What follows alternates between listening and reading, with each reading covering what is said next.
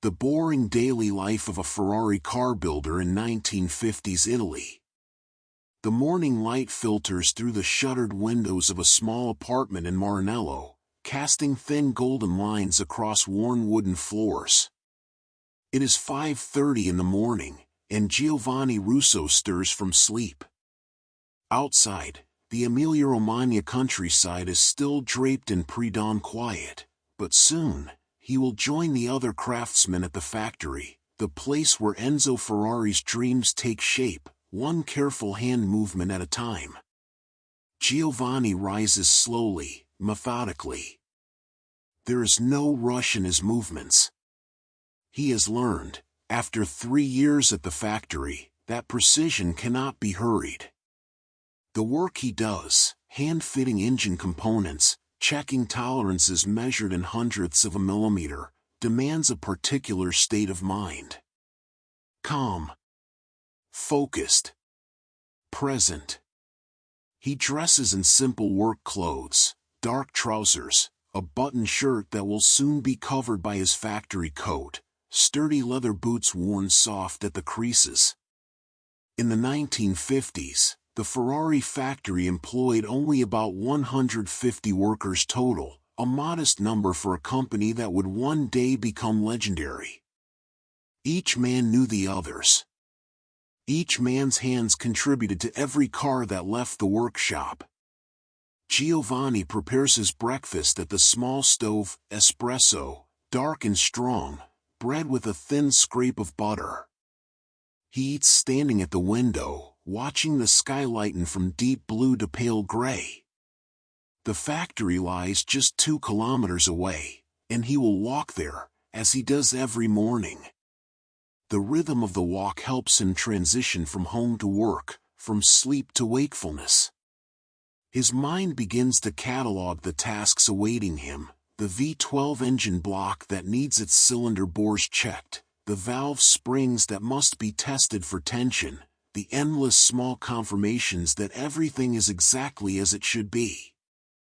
By 1955, Ferrari was producing only about 200 cars per year, a tiny fraction compared to the mass manufacturers of Turin or Detroit. But these were not ordinary cars. Each one was essentially hand-built, with body panels shaped by hammers against wooden forms, engines assembled bearing by bearing, and chassis welded by men who had learned their trade through years of apprenticeship. Giovanni was one of these men, specializing in engine assembly, where the tolerance for error was measured not in millimeters but in microns. He finishes his coffee, rinses the small cup, and sets it on the wooden drying rack beside the sink. At 6:15, he locks his apartment door and begins the walk to the factory. The streets of Maranello are still mostly empty.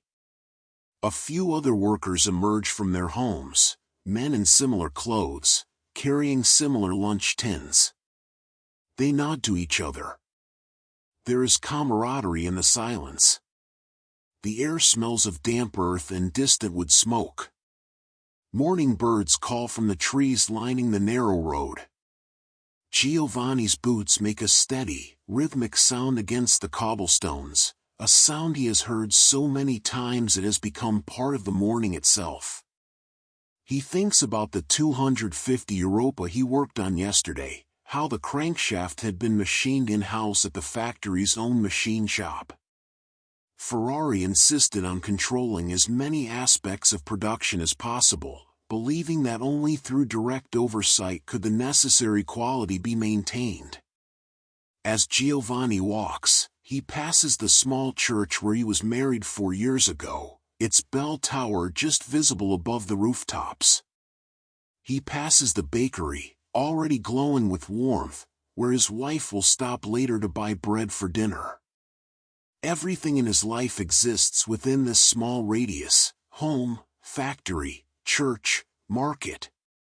It is a simple geography, and within it, he builds extraordinary things. The factory comes into view as he rounds the final corner, a collection of utilitarian buildings, nothing glamorous, nothing chrome-plated or dramatic. The sign reads Scuderia Ferrari in simple letters.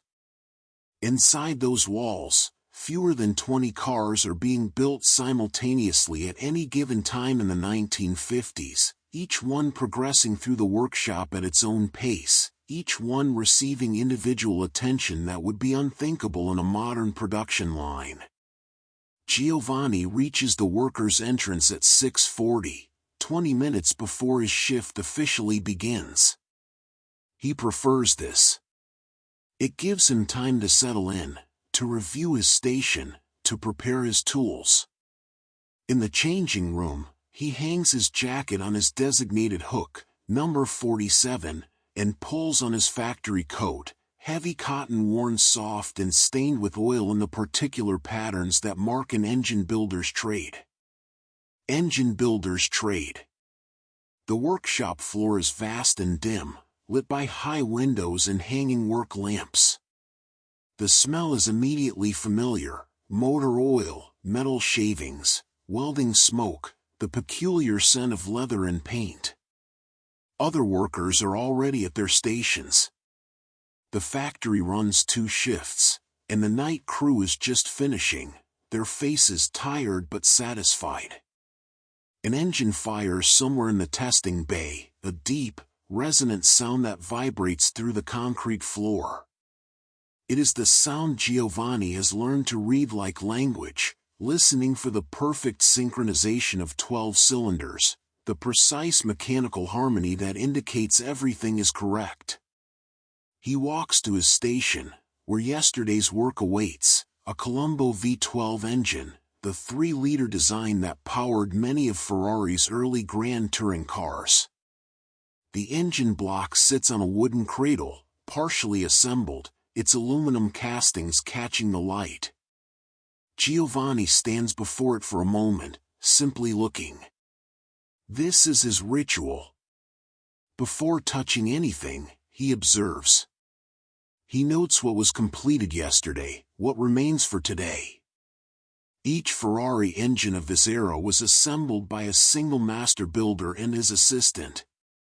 Giovanni's assistant, Marco, a younger man still learning the craft, arrives at 6:55.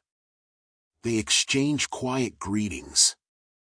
Marco begins preparing the parts they'll need: pistons, connecting rods, bearings, each one laid out on clean cloth in the order they'll be installed.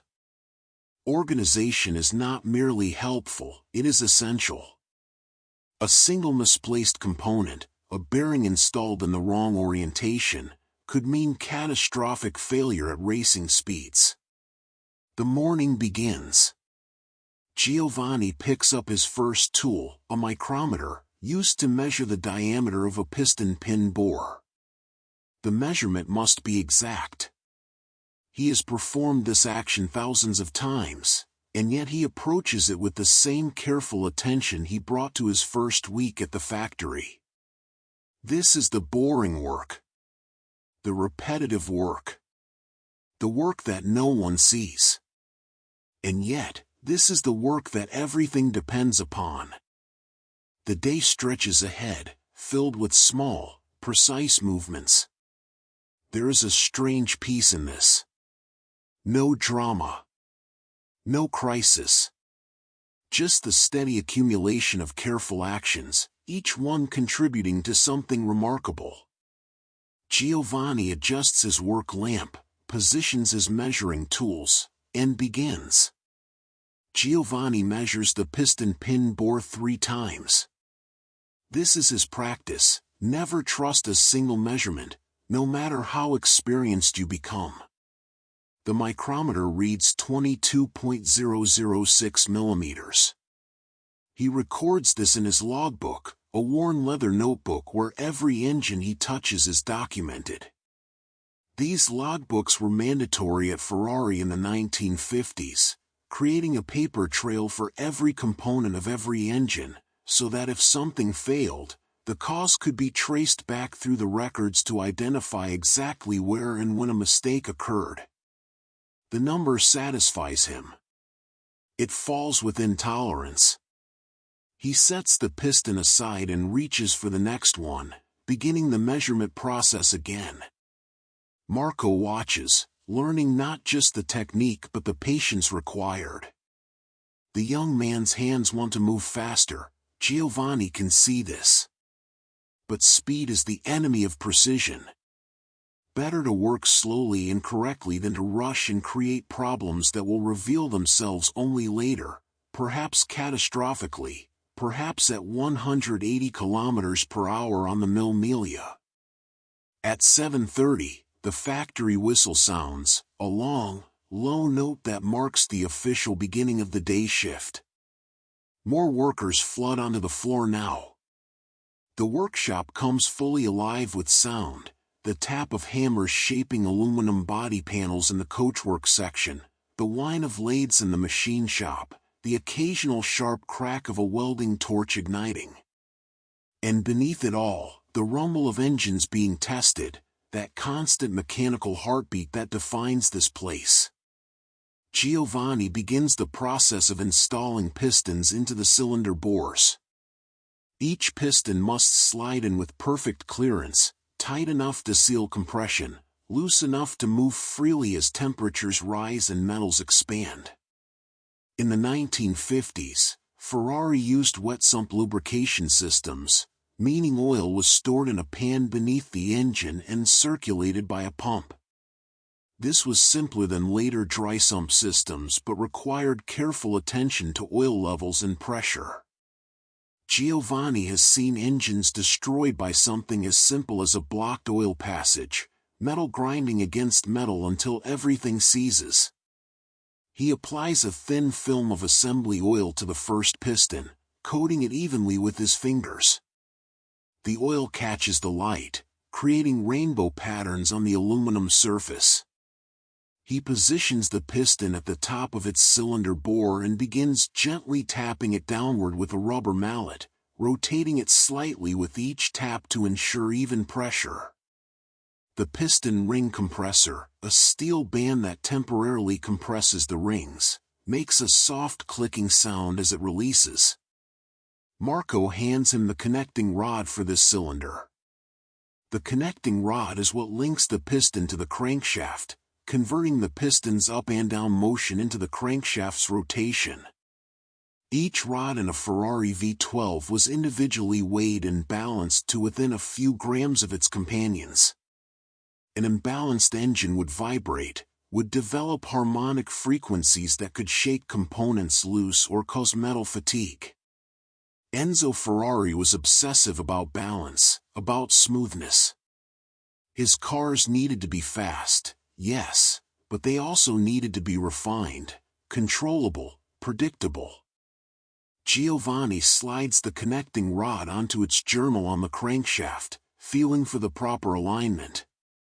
He installs the bearing shells, precisely machined half circles of steel backed with a softer bearing material that will allow the rod to rotate freely while maintaining its position. These bearings are manufactured to tolerances of 0.001 inches, and even the slightest deviation can cause problems. Oil must flow through them in a precise film, neither too thick nor too thin. He torques the connecting rod bolts to the exact specification, 45 Newton meters. In the 1950s, Ferrari mechanics used torque wrenches calibrated regularly against master gauges, ensuring consistency across every engine built. Giovanni applies the torque in stages, first to 20 Newton meters, then 35, then the final 45, allowing the bolts to seat properly and the bearing shells to compress evenly. He feels the wrench click at the correct tension. Good. He marks this bolt with a dab of torque seal, a colored paste that will show if the bolt loosens during operation. 8 cylinders remain. The process will repeat 8 more times. This is the nature of the work, cyclical, methodical, requiring absolute consistency. Giovanni finds comfort in this rhythm. His hands know what to do. His mind can drift slightly, not into carelessness, but into a meditative state where the work flows without conscious effort. At 9 o'clock, the morning brake whistle sounds. Giovanni straightens, feeling the slight stiffness in his back from bending over the engine cradle. Around him, workers set down their tools and drift toward the brake room, a large open space with wooden benches and a coffee station. The coffee is strong and bitter, brewed in a massive pot that sits on a hot plate all day. Giovanni pours himself a cup, the dark liquid steaming in the cool morning air. He sits with Marco and a few other engine builders. They speak little. There is an understanding among craftsmen that silence is not unfriendliness but simply a comfortable shared space. When they do speak, it is about work, a particularly difficult valve adjustment, a cylinder head that showed unusual wear patterns, a rumor that Ferrari is developing a new 4-cam engine design for racing. One of the older builders, Vittorio, mentions that he worked on the engine for Alberto Ascari's car before the 1952 season. Ascari would go on to win the World Championship that year, driving a Ferrari 500 F2, becoming the first repeat world champion in Formula One history. But Vittorio speaks of it casually, without fanfare. The engine builder's satisfaction comes not from the driver's glory but from knowing that the engine performed flawlessly, that every component did exactly what it was designed to do. This is the craftsman's pride, invisible, essential, complete. Giovanni drinks his coffee slowly. Through the brake room windows, he can see the courtyard where finished cars are sometimes parked before delivery. Today there is a 250mm, its red paint gleaming even in the diffused morning light. The 250mm, Mille Miglia, was designed specifically for endurance racing, with a longer wheelbase for stability and a more robust chassis to survive the brutal Italian road races. Only about 30 were built between 1952 and 1953. Each one crafted here in this factory, each one carrying within it the cumulative effort of dozens of men like Giovanni. The break ends at 9:15. Giovanni returns to his station, where his partially assembled engine waits patiently. He picks up where he left off, piston number 2. The process is identical to piston number 1, and yet he approaches it with the same care, the same attention.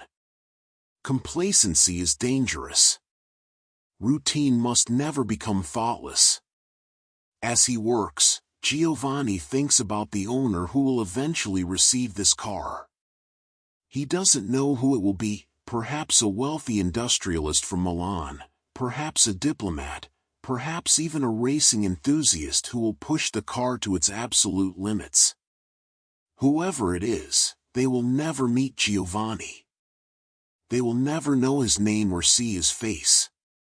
They will turn the key and hear the engine fire, will feel the power as they accelerate, will appreciate the smoothness of the V12's delivery. And Giovanni's contribution will be completely invisible to them, absorbed into the larger experience of owning a Ferrari. This doesn't bother him. In fact, it is precisely how he prefers it. The work is its own reward. The knowledge that he has built something correctly, something that will last, something that will perform exactly as intended, this is enough. By 10:30, he has installed 4 pistons. 4 more remain before lunch. The morning is progressing exactly as mornings should, steadily, calmly, without incident. In the testing bay, another engine roars to life, its sound filling the workshop like a mechanical aria. Giovanni pauses for just a moment to listen, to appreciate the music of 12 cylinders in perfect harmony. Then he returns to his work. Piston number 5 awaits. He reaches for his assembly oil, and the process begins again. By 11:15, Giovanni has completed the piston installation. All 12 pistons now rest in their cylinder bores, connected to the crankshaft, ready for the next phase of assembly. He steps back from the engine, wiping his hands on a cotton rag that he keeps tucked into his belt. The rag is stained with years of oil and assembly grease, worn soft as cloth can be. Every mechanic has one. It becomes almost an extension of the hands. Marco is preparing the cylinder heads, which sit on a nearby workbench, their valve springs gleaming like rows of silver coils. Each Ferrari V12 of this era had a single overhead camshaft per cylinder bank, meaning 2 camshafts total for the engine. This was advanced technology for the 1950s, when many production cars still used simpler pushrod valve systems. The overhead camshaft allowed for better valve timing control, higher engine speeds, and ultimately more power from the same displacement. Giovanni inspects the first cylinder head, running his fingers along the valve seats, the precisely machined surfaces where each valve seals against the combustion chamber. These seats have been hand-lapped, a process where grinding compound is applied and the valve is rotated against its seat until the two surfaces mate perfectly. It is tedious work, done by specialists in a different section of the factory, but Giovanni checks it anyway. Trust, but verify. This is the Ferrari way. He picks up a valve spring and tests its tension by hand, compressing it slightly to feel the resistance. Spring tension is critical. Too weak and the valve won't close quickly enough at high RPM, causing the engine to float the valves and potentially allowing them to collide with the pistons. Too strong and the camshaft lobes wear prematurely, the valve train components fatigue, and the engine loses efficiency. Each spring in this engine has been tested on a spring tester machine, calibrated to ensure it provides exactly the right force, but Giovanni has learned to recognize correct tension by feel. His hands have become instruments of measurement. The valve stems themselves are coated with a thin layer of phosphate, a chemical treatment that reduces friction and prevents galling during the critical break-in period when metal surfaces are establishing their wear patterns. In the 1950s, metallurgy was less advanced than it would later become, and engine builders relied heavily on proper break-in procedures and careful material selection to ensure longevity. A Ferrari engine was expected to be rebuilt after about 10,000 kilometers of normal use, or much sooner if used for racing. This wasn't considered a flaw, it was simply the price of high performance. 11:30, Enzo Ferrari himself walks through the workshop.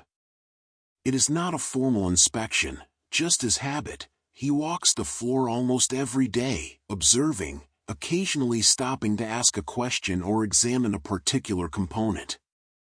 He is a tall man, often wearing dark glasses even indoors, his presence commanding without being loud.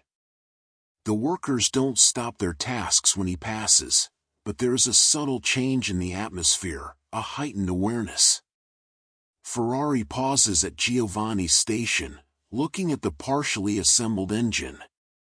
He says nothing for a long moment, simply observing.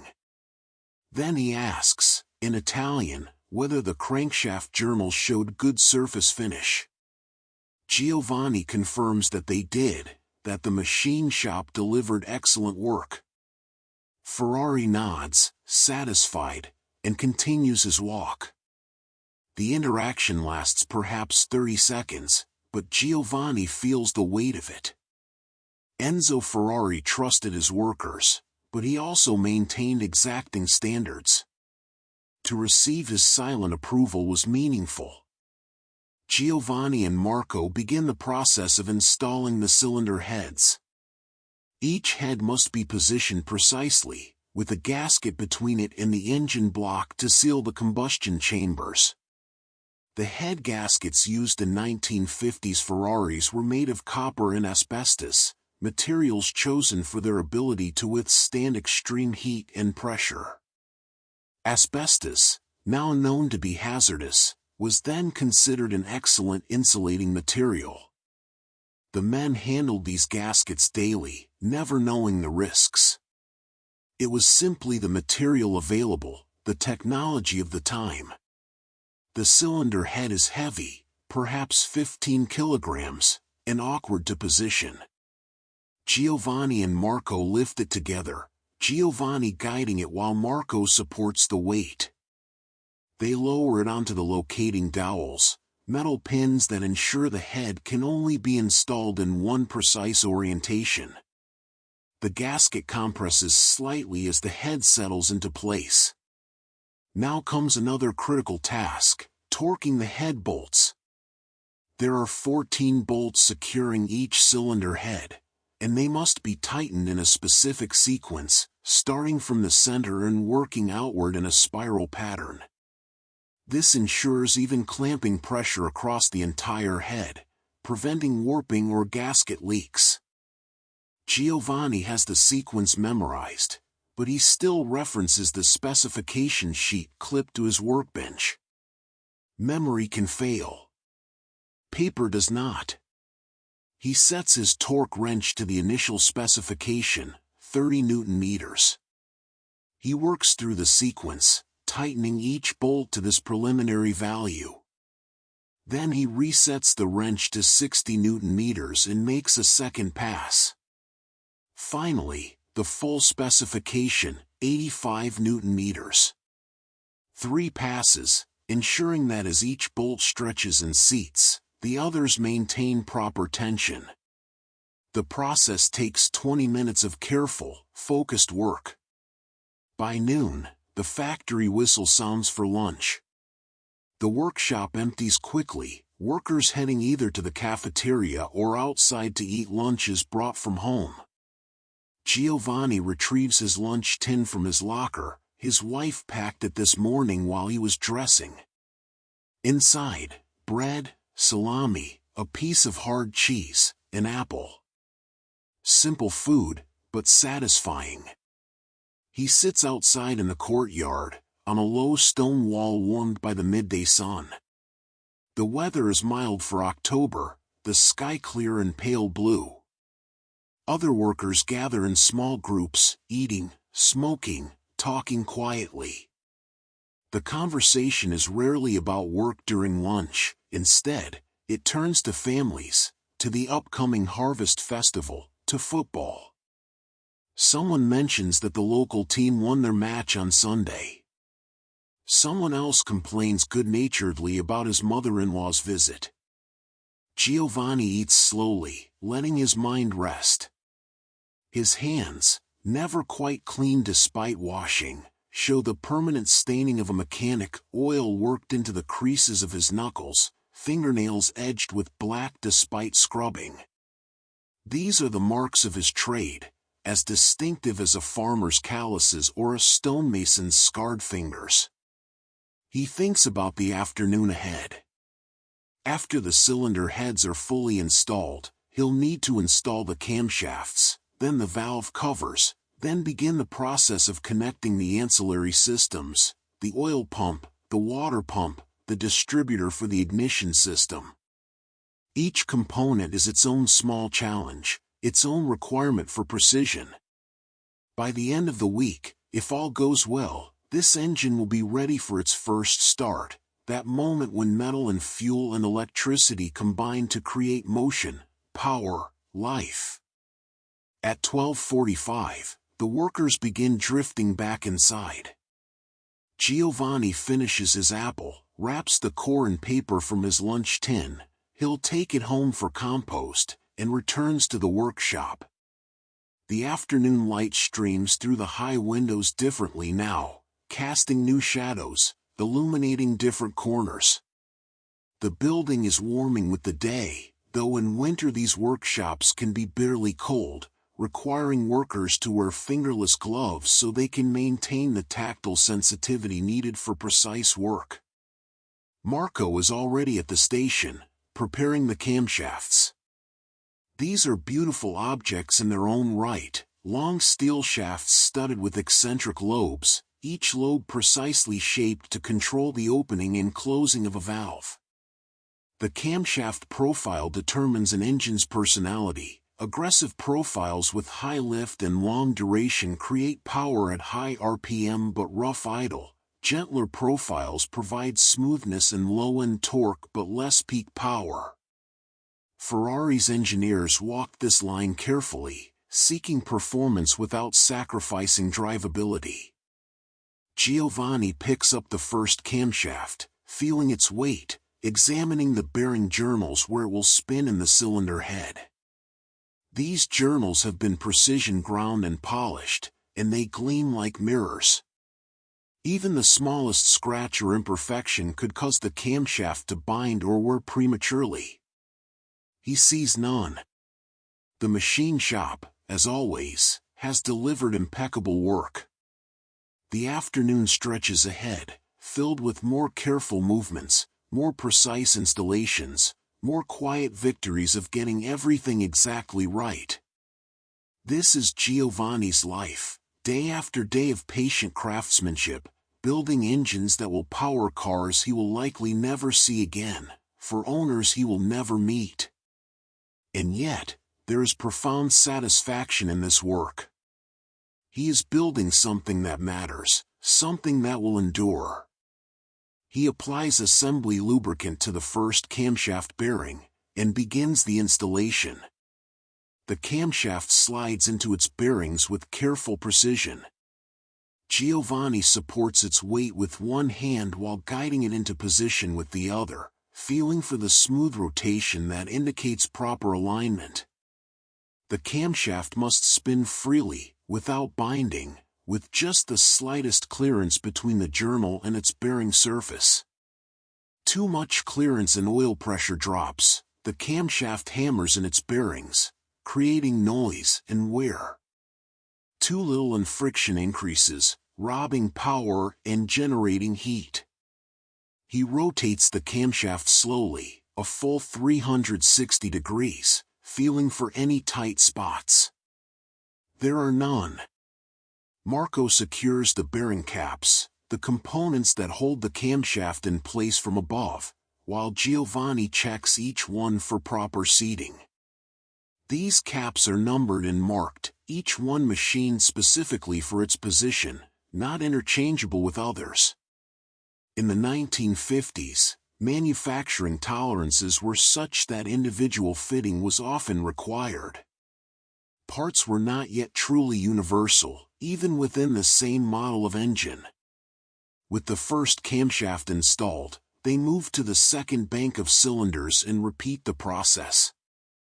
The V12 configuration that Ferrari favored created a beautifully balanced engine, the firing order arranged so that power impulses were evenly distributed, creating smoothness that inline or V8 engines couldn't quite match. But it also meant everything had to be done twice: 2 cylinder heads, 2 camshafts, 2 valve covers.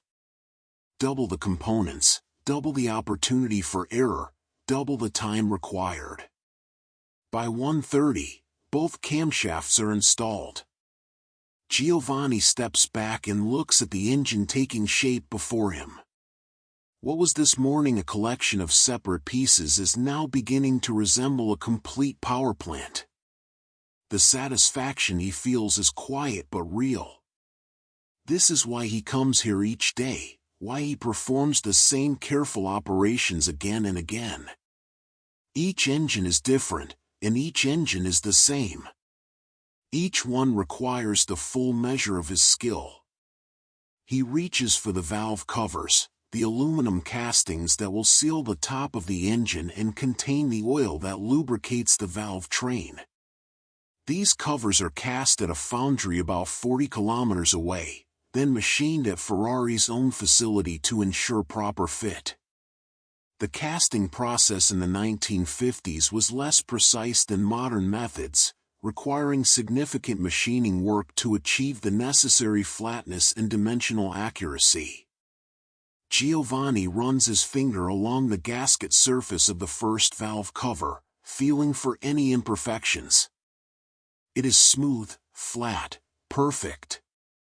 The valve cover gaskets are made of cork, cut to shape and soaked in oil to make them pliable.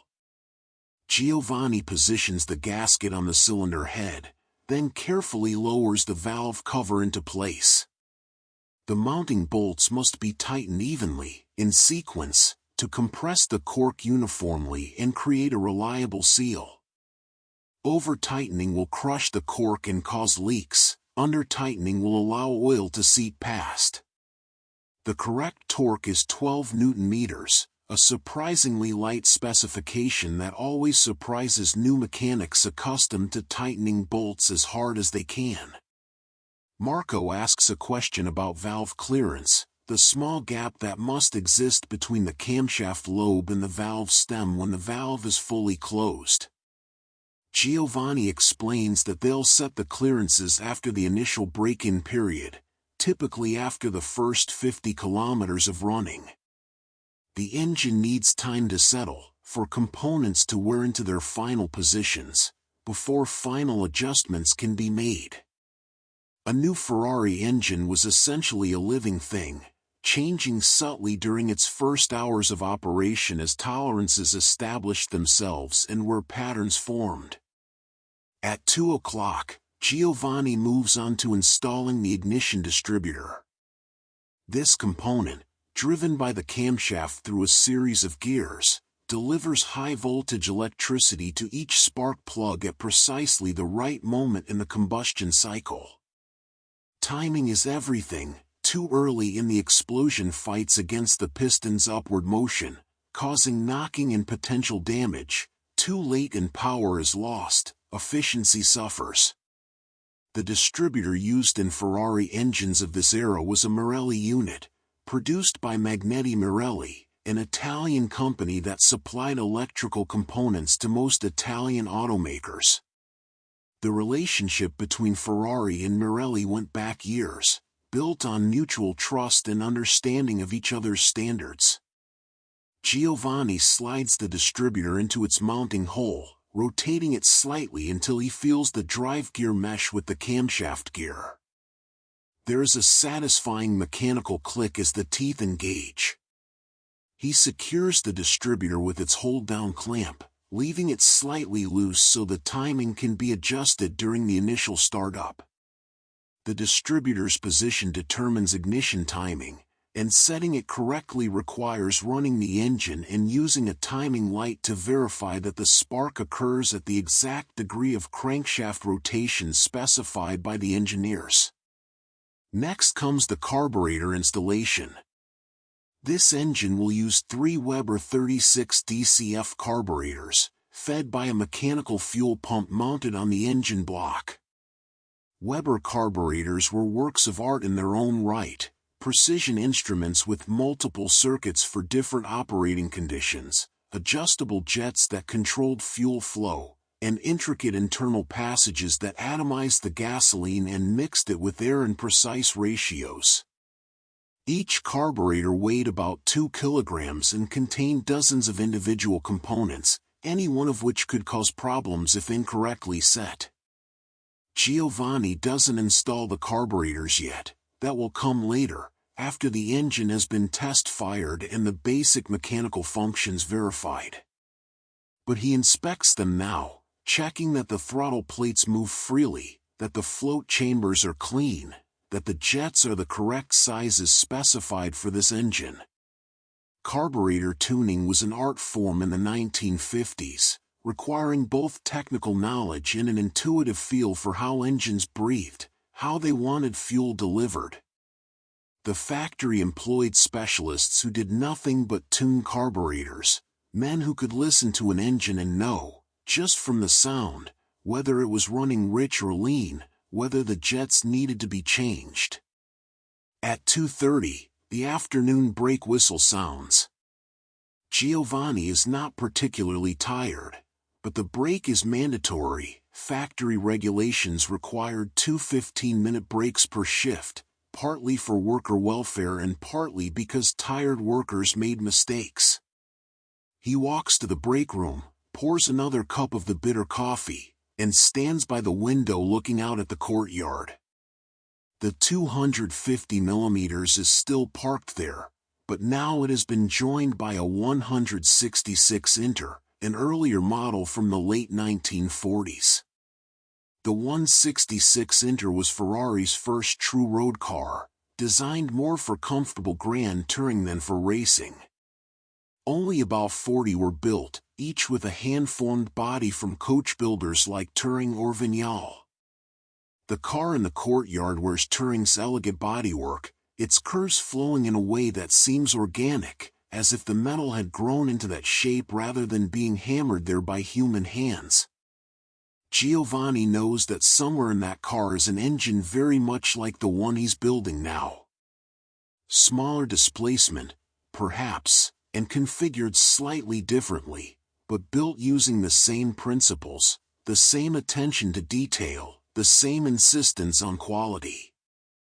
This continuity pleases him, the sense that he is part of a tradition, that his work connects to the work of others before him and will influence the work of those who come after. The break ends at 2:45. Back at his station, Giovanni consults his build sheet to see what remains for the day. He needs to install the oil pump, connect the water pump, and begin routing the external oil lines that will carry lubricant from the pump to various parts of the engine. If time permits, he'll also install the oil pan, the large aluminum casting that bolts to the bottom of the engine and serves as the oil reservoir.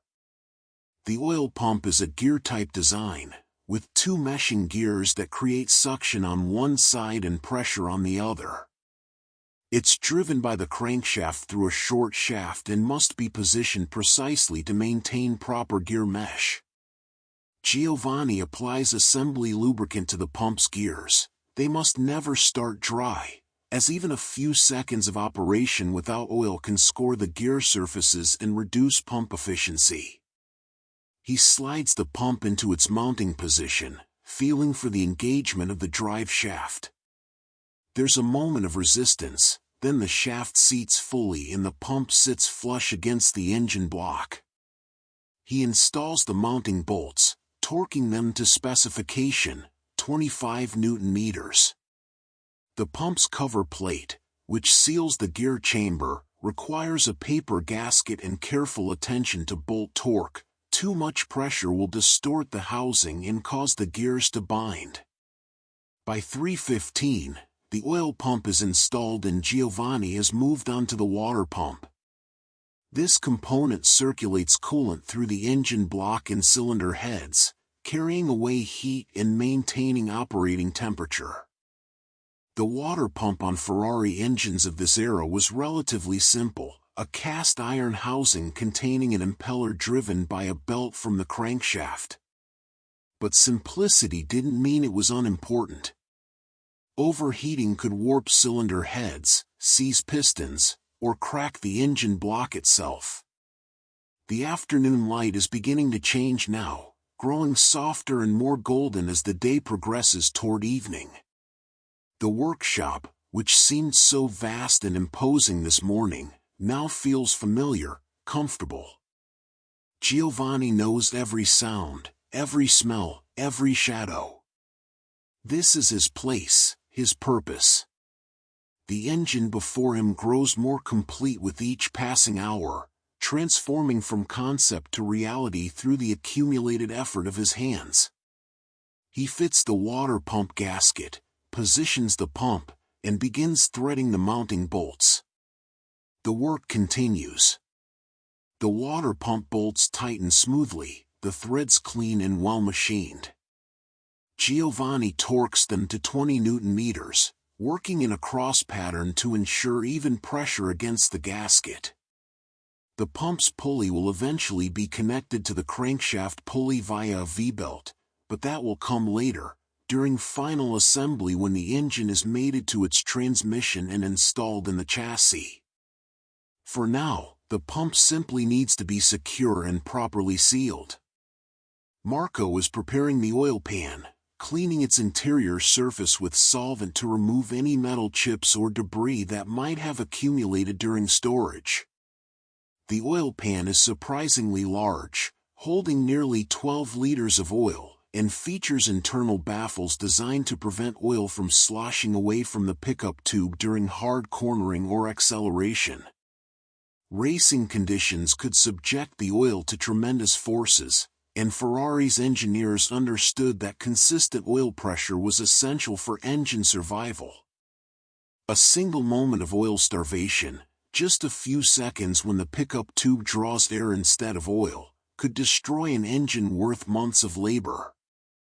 Giovanni inspects the oil pan gasket, another cork component that must seal the joint between pan and engine block.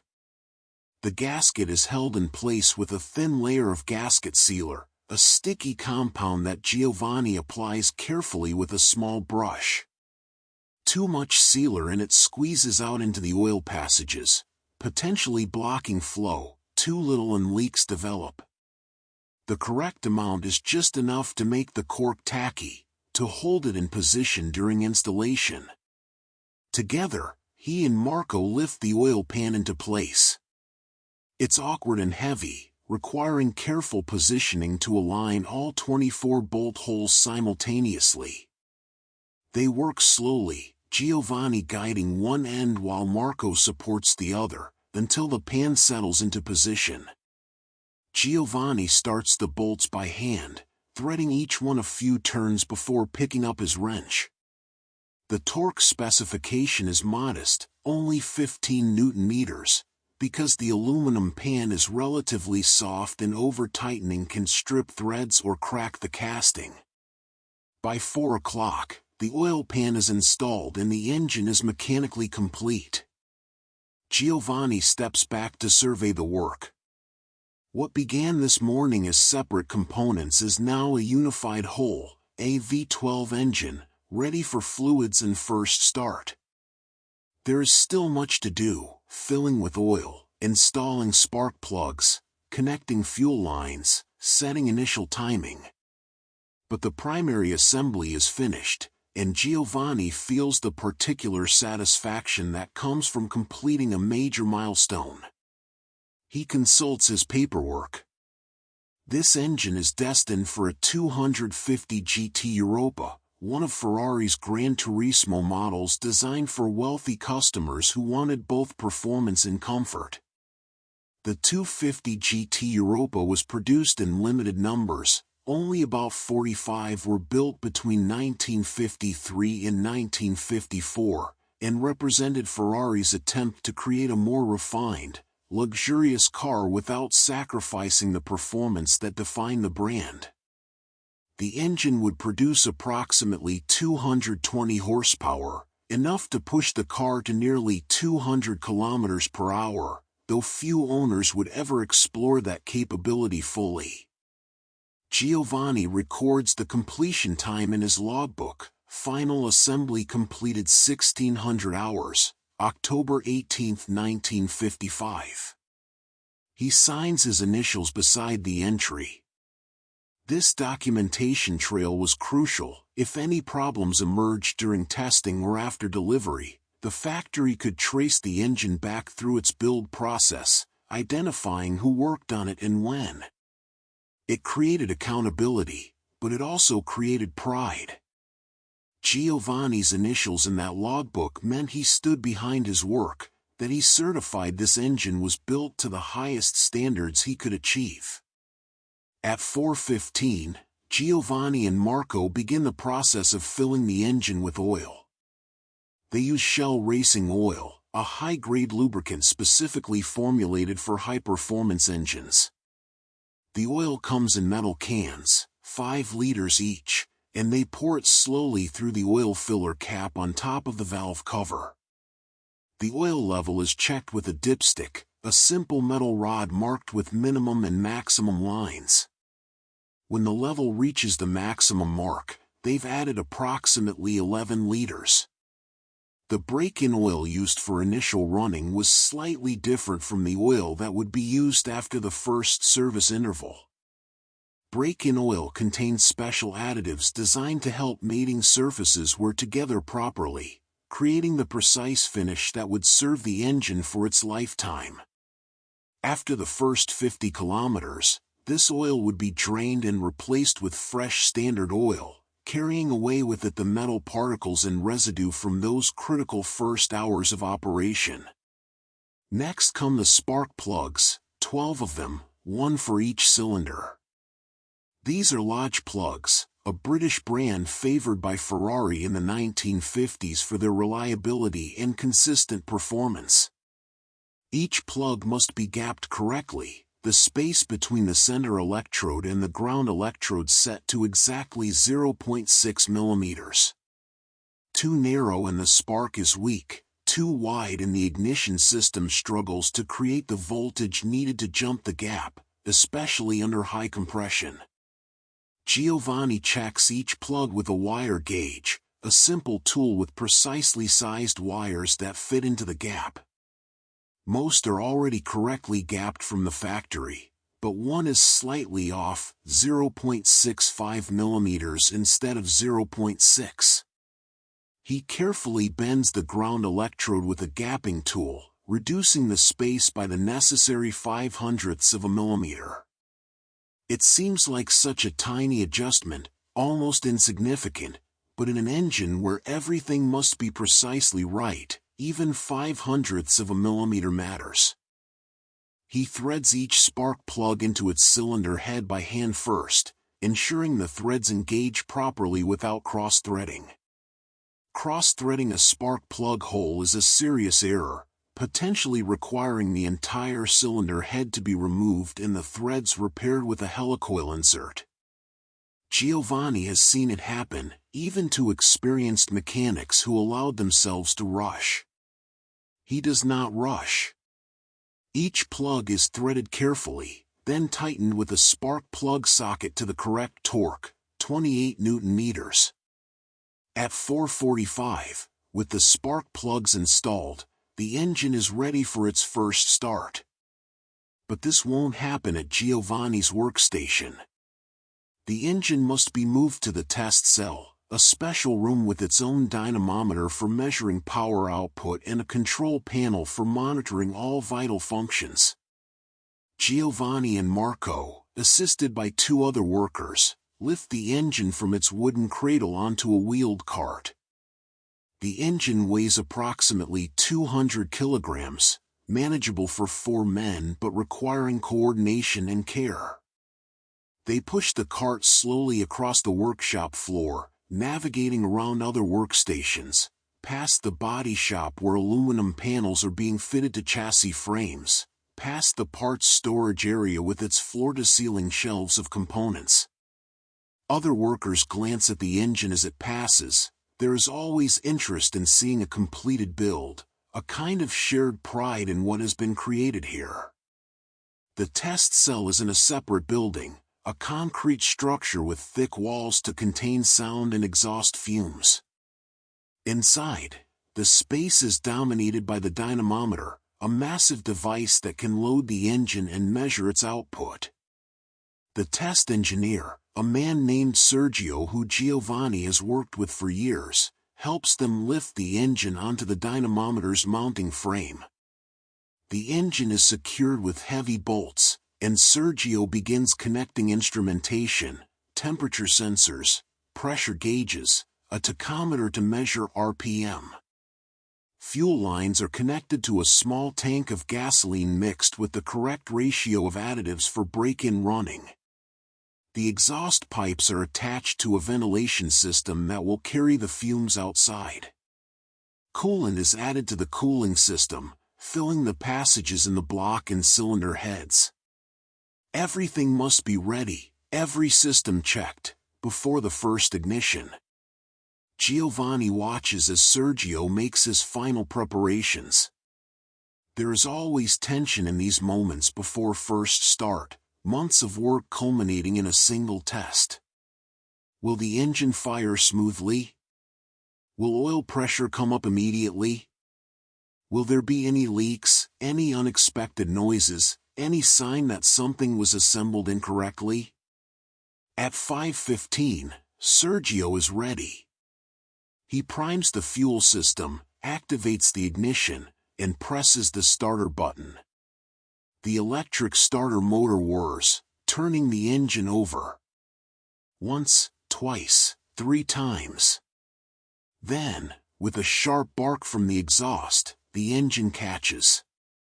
The sound is rough at first, uneven, as the fuel system finds its balance and the cylinders begin firing in sequence. But within seconds, the roughness smooths into a steady rumble, 12 cylinders breathing together, pistons rising and falling in perfect coordination, valves opening and closing thousands of times per minute. Sergio watches his gauges intently. Oil pressure climbs immediately to 4 bar, good, the pump is working, the bearings are receiving lubrication. Coolant temperature begins rising slowly from ambient.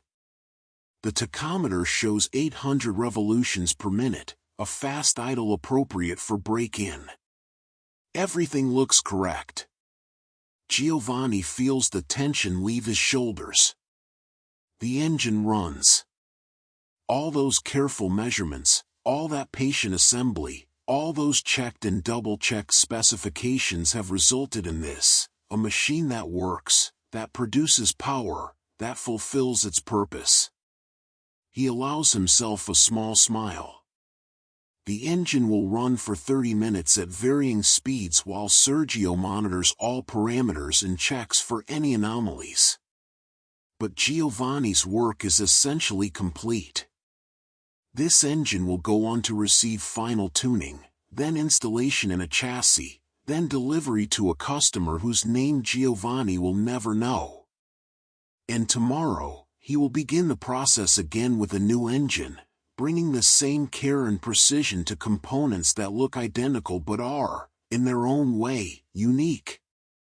He watches for a few more minutes, listening to the mechanical symphony, then nods to Sergio and heads back toward the main workshop. His shift ends at 6 o'clock, and there are still a few tasks to complete before then. Giovanni walks back across the courtyard between buildings. The sound of the V12 fades behind him, absorbed by distance and the thick walls of the test cell. The evening air is cooler now, carrying the scent of autumn, distant wood smoke from houses in the town, the earthy smell of harvested fields beyond the factory grounds. The sun sits lower in the sky, casting long shadows across the pavement. Inside the main workshop, the day shift is winding down.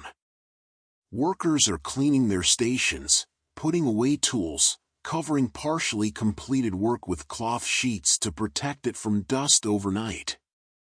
There is a particular rhythm to this end-of-day ritual, unhurried but purposeful.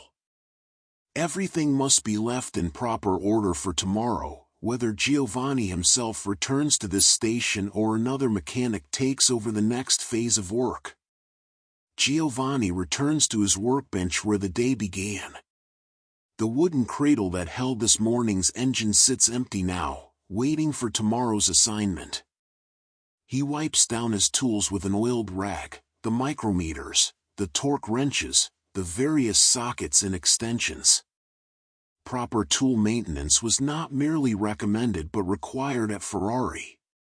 Tools were expensive, precision instruments that needed care to maintain their accuracy. A torque wrench that had been dropped or mishandled could give false readings, leading to improperly tightened bolts and potential engine failure. He returns each tool to its designated place in his toolbox, a large red cabinet on wheels that holds the accumulated equipment of his trade. Some of these tools he purchased himself when he first started at the factory, others were provided by Ferrari. The most expensive items, the precision micrometers, the dial indicators used for measuring clearances, belonged to the company and were checked annually by the metrology department against master standards to ensure their continued accuracy. Marco is sweeping the area around their workstation, collecting metal shavings and debris that accumulated during the day. The factory employed a cleaning crew that worked the night shift, but each mechanic was responsible for basic cleanliness of his own area. It was a matter of professional pride, but also of safety. A slippery floor could cause injury, and metal chips could work their way into engine components if proper housekeeping wasn't maintained. At 5:40, the workshop foreman makes his rounds, checking that all equipment is secured and that no safety hazards have been left unaddressed. His name is Maurizio, a veteran mechanic who had been with Ferrari since the late 1940s, when the company was even smaller and operated from more modest facilities. Maurizio stops at Giovanni's station, nods approvingly at the clean, organized workspace, and makes a note on his clipboard. He mentions that tomorrow Giovanni will begin work on an engine for a 375mm, a larger displacement racing model designed for endurance events like Le Mans and the Carrera Panamericana. The 375mm used a 4.5-liter version of Ferrari's V12, producing over 340 horsepower, significantly more than the 250 GT Europa engine Giovanni completed today. Only about 26 375mm were built between 1953 and 1955, making them among the rarest and most valuable Ferraris even then. The larger displacement meant heavier components, higher stresses, and even tighter tolerances. It would be challenging work, but Giovanni welcomes the challenge. Routine is comfortable, but variety keeps skill sharp. Maurizio continues his rounds, and Giovanni finishes his end-of-day paperwork. He records his hours in the time book, 8 hours today, with a half hour for lunch and 2 15-minute breaks. The timekeeping was precise, workers were paid by the hour, and accurate records were essential. Wages at Ferrari in the 1950s were competitive with other manufacturing jobs in the region but not exceptional. Men worked here not primarily for the money but for the opportunity to be part of something special, to work on machines that represented the pinnacle of automotive engineering. At 5:55, Giovanni removes his factory coat and hangs it on his numbered hook. He washes his hands at the communal sink, scrubbing with the coarse soap that's available in large blocks. The soap removes most of the oil and grime, though his hands will never be completely clean.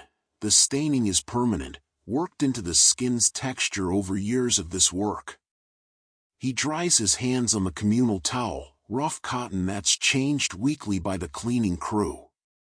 The 6 o'clock whistle sounds, a long, sustained note that marks the end of the day shift. Within minutes, workers stream toward the exits. There is tired conversation now, the reserve of the workday giving way to more relaxed banter. Someone mentions stopping at the bar for a glass of wine. Someone else talks about his son's upcoming birthday. The conversation flows around Giovanni as he walks with the crowd toward the workers' exit. He steps outside into the early evening. The shift change creates a brief surge of activity as day workers leave and night workers arrive, passing each other with nods and brief greetings. The night shift at Ferrari was smaller than the day shift, perhaps 40 workers instead of the day's 100+, focused primarily on maintenance, cleaning, and specialized tasks that were better done when the factory was quieter. Some night workers operated the machine shop equipment, producing components for the next day's assembly. Others worked in the parts department, organizing inventory and preparing kits for specific builds. Giovanni begins his walk home, retracing the route he took this morning but in reverse, and in very different light. The evening is settling over Maranello, lights beginning to appear in windows, the smell of cooking drifting from houses. He passes other workers heading in various directions, some on foot like him, others on bicycles or small motorcycles. A few of the senior engineers drive cars, not Ferraris, which were far too expensive for employees, but Fiats or Lancias, practical vehicles suited to Italian roads. The walk takes 20 minutes at his comfortable pace. His body is tired in the particular way that comes from a full day of focused work, not exhausted, but ready for rest. His mind, though, is still partly at the factory, thinking about tomorrow's 375mm engine, mentally preparing for the challenges of working with larger components and tighter tolerances.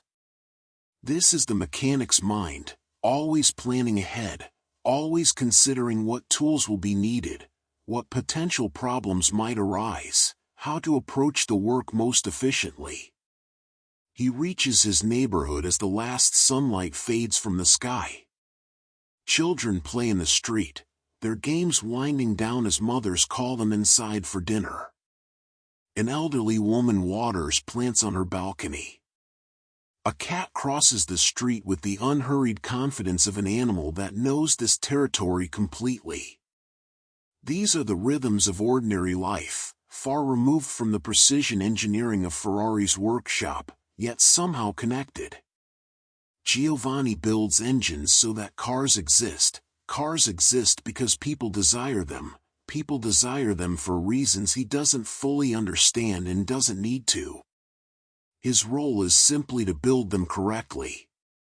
He climbs the stairs to his apartment, 3 flights up, his footsteps echoing in the stairwell.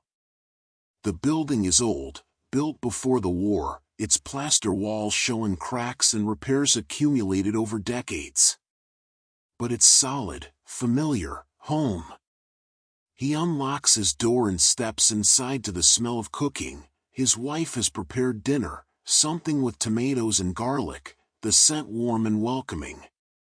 She asks about his day, and he tells her in brief, general terms, the engine is complete, it ran well, tomorrow brings new work.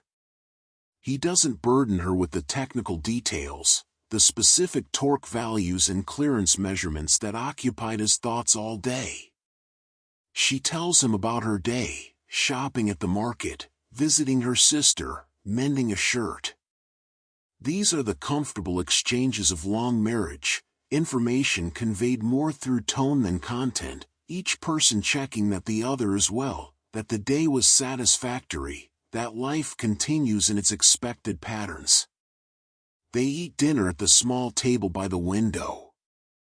The food is simple but good, pasta with tomato sauce, bread, a little cheese, water to drink. Wine is for weekends or special occasions, not ordinary weeknights. The meal is eaten mostly in comfortable silence, both of them tired from their respective labors. Outside, the street has grown quiet as families settle in for the evening. Occasional footsteps pass below, voices carrying through the open window.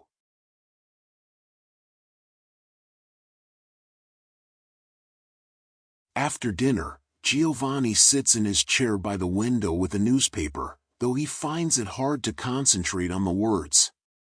His mind keeps drifting back to the factory, to tomorrow's work, to the 375mm engine waiting for him.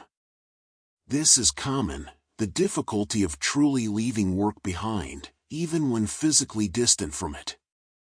The work gets into your blood, becomes part of how you think, shapes your relationship with the world. Giovanni sees everything now through a mechanic's eyes, noticing how things fit together, how they move, where they might fail. By 8:30, he is ready for bed. His wife is already there, reading by lamplight. He undresses, folds his clothes on the chair, the same routine followed every night, and lies down. The mattress is firm, the sheets clean and simple. Through the window, he can hear the distant sound of the factory, never entirely silent, a low hum that is as much a part of Maranello as the church bells or the wind in the trees. Tomorrow will bring another engine, Another day of careful measurements and precise installations, another opportunity to practice his craft. Giovanni's life is not dramatic or remarkable from the outside, just a working man in a small Italian town, performing the same tasks day after day. But within that routine lies something deeper, the satisfaction of work done well, of skills exercised to their full extent, of contributing to something larger than himself. He closes his eyes. Sleep comes easily after a day of productive labor. And in the morning, the cycle will begin again, the early rising, the walk to the factory, the patient assembly of components into engines, the quiet pride of building something that will endure. This is the boring daily life of a Ferrari car builder. This is Giovanni's life. And it is, in its own quiet way, extraordinary.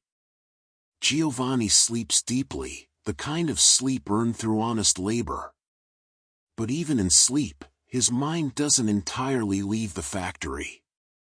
He dreams in fragments, not dramatic narratives but sensory impressions, the feel of a torque wrench clicking at the correct tension, the smell of assembly oil, the weight of a camshaft in his hands. These are the dreams of a craftsman, his unconscious mind processing the day's work, reinforcing the muscle memory and technical knowledge that make him skilled at what he does. Outside, Maranello settles into its nighttime rhythm. The streets are mostly empty now, just the occasional night worker heading to or from the factory, their footsteps echoing off the old stone buildings. The factory itself never truly sleeps, lights glow in certain windows where the night shift works, and the test cells continue their operation, engines running through durability cycles that can last for hours or even days. In the 1950s, Ferrari tested each racing engine for a minimum of 12 hours at varying loads and speeds before considering it ready for competition. Road car engines received less intensive testing, but still ran for several hours to verify that all systems functioned correctly and that no leaks or unusual noises developed. The town's church bell tower strikes 10 o'clock, the sound carrying clearly through the cool night air. Giovanni doesn't hear it consciously, but somewhere in his sleeping mind, it registers, a marker of time passing, the world continuing its rotation while he rests. His wife sleeps beside him, her breathing steady and quiet. They have been married 4 years but have not yet had children. Perhaps next year, they tell each other. First, save a little more money, make the apartment more suitable for a family. These are the calculations of working people, weighing desires against practicalities. In the factory's night shift, a machinist named Bruno operates a lathe, carefully turning down a crankshaft journal that will eventually find its way into one of Giovanni's engines. The lathe is a precision instrument, capable of removing metal in layers measured in thousandths of a millimeter. Bruno has operated this particular lathe for 8 years and knows its quirks intimately, a slight tendency to chatter when cutting hard steel, a bearing that needs adjustment more frequently than it should. The relationship between a machinist and his equipment is personal, almost intimate.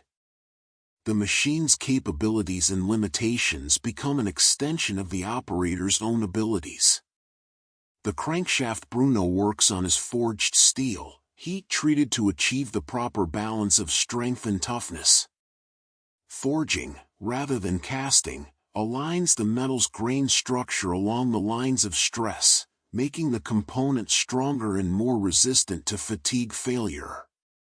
Each Ferrari crankshaft in the 1950s began as a rough forging from a specialized supplier, then underwent extensive machining to achieve the final dimensions. The main journals where the crankshaft rides in the engine block, the rod journals where the connecting rods attach, the oil passages drilled through the crank's interior, all of these required hours of careful machine work.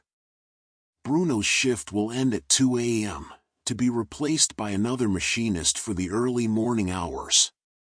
The factory operates on 3 shifts during busy periods, maximizing the use of expensive equipment and allowing production to continue around the clock. But even at Ferrari, with its reputation for performance and speed, the pace of production was measured and deliberate. Quality could not be rushed. Each component needed its proper time on the machine, its proper inspection, its proper handling. At midnight, the church bells ring 12 times. Giovanni shifts in his sleep but doesn't wake. His body has learned the rhythm of rest, knowing it must recover fully to be ready for tomorrow's demands. The physical work of engine building, lifting heavy components, maintaining precise hand positions for hours, the constant standing and bending, requires a body that is rested and prepared. Older mechanics often developed back problems or arthritis in their hands, the accumulated cost of years of physical labor. Giovanni, at 32, is young enough that these concerns still seem distant, but he sees them in the older workers and knows his future. In another part of town, Enzo Ferrari himself is still awake in his office, reviewing design drawings for a new engine configuration. Ferrari was known for working late into the night, his mind constantly occupied with problems of performance and engineering. He trusted his workers to execute the designs correctly, but the designs themselves came from endless iteration and refinement, driven by Ferrari's vision of what his cars should be. The relationship between Ferrari's engineering ambition and his workers' manufacturing capability created a productive tension, designs that pushed the boundaries of what was possible, forcing the craftsmen to develop new techniques and approaches. Ferrari's engineers in the 1950s worked with slide rules and drawing boards, calculating stresses and airflow by hand, using established formulas and accumulated experience rather than computer simulations. An engine design might go through dozens of iterations before being committed to metal, each revision attempting to extract a few more horsepower, reduce weight by a few kilograms, or improve reliability under racing conditions. The work was slow, methodical, dependent on human intelligence and intuition rather than computational power. By 1 a.m., even Enzo Ferrari has retired for the night. His office light switches off, leaving the factory buildings lit only by the scattered lights of the night shift workers. In the test cell, an engine continues its durability run, monitored by a single technician who checks gauges periodically and listens for any change in the engine's sound that might indicate developing problems. This technician, whose name is Paolo, has learned to sleep lightly in a chair during long test runs, waking every 15 minutes to verify that all readings remain normal. The engine Paolo monitors tonight is destined for a 121 LM, a sports racing car designed specifically for the 24 Hours of Le Mans. The 121 LM used a 4.4-liter inline-six engine rather than a V12, representing Ferrari's experimentation with different configurations to find advantages in specific racing categories. Only 2 121 LMs were built in 1955, making them extraordinarily rare even by Ferrari's limited production standards. The car Paolo's engine will power is being built for a privateer racing team in France, customers who paid substantial sums for the privilege of campaigning Ferrari equipment. Giovanni knows nothing of this particular car or engine.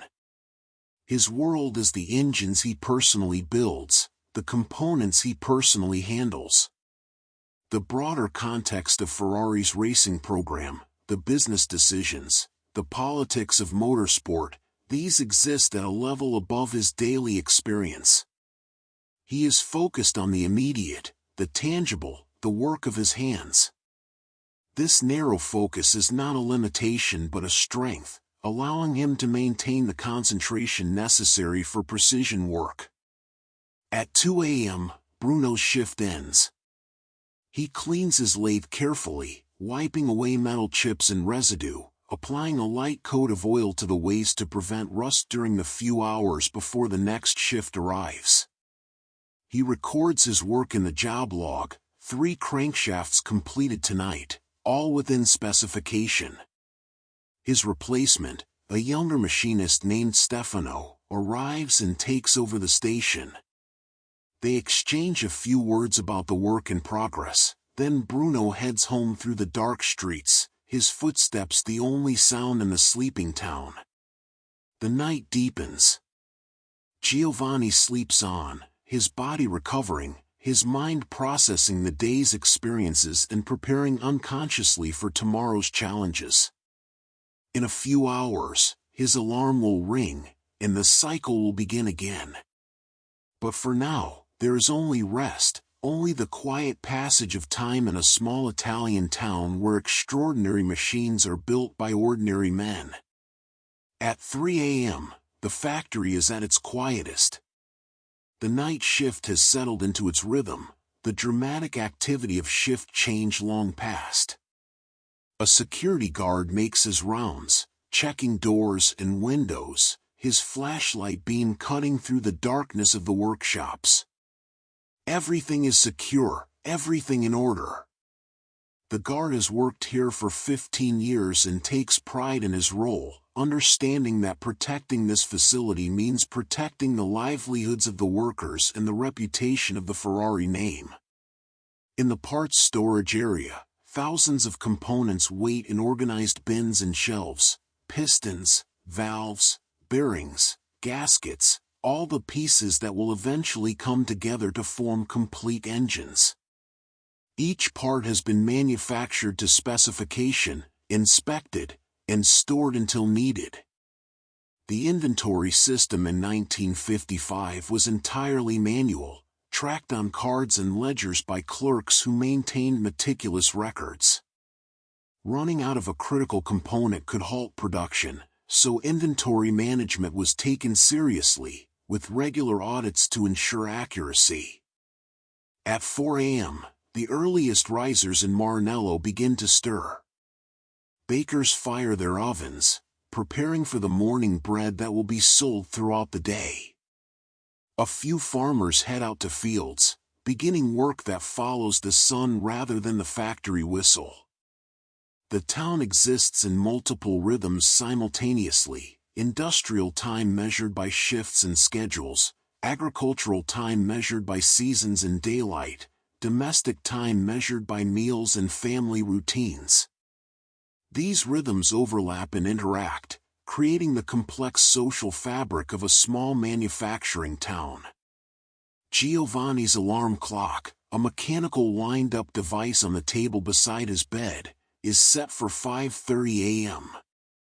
But before it rings, his body begins the process of waking naturally, his sleep growing lighter as his internal clock, calibrated by years of routine, anticipates the coming day.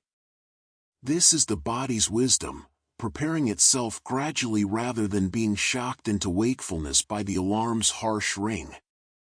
At 5 a.m., the sky begins to lighten almost imperceptibly, the absolute darkness of night giving way to the deep blue that precedes dawn.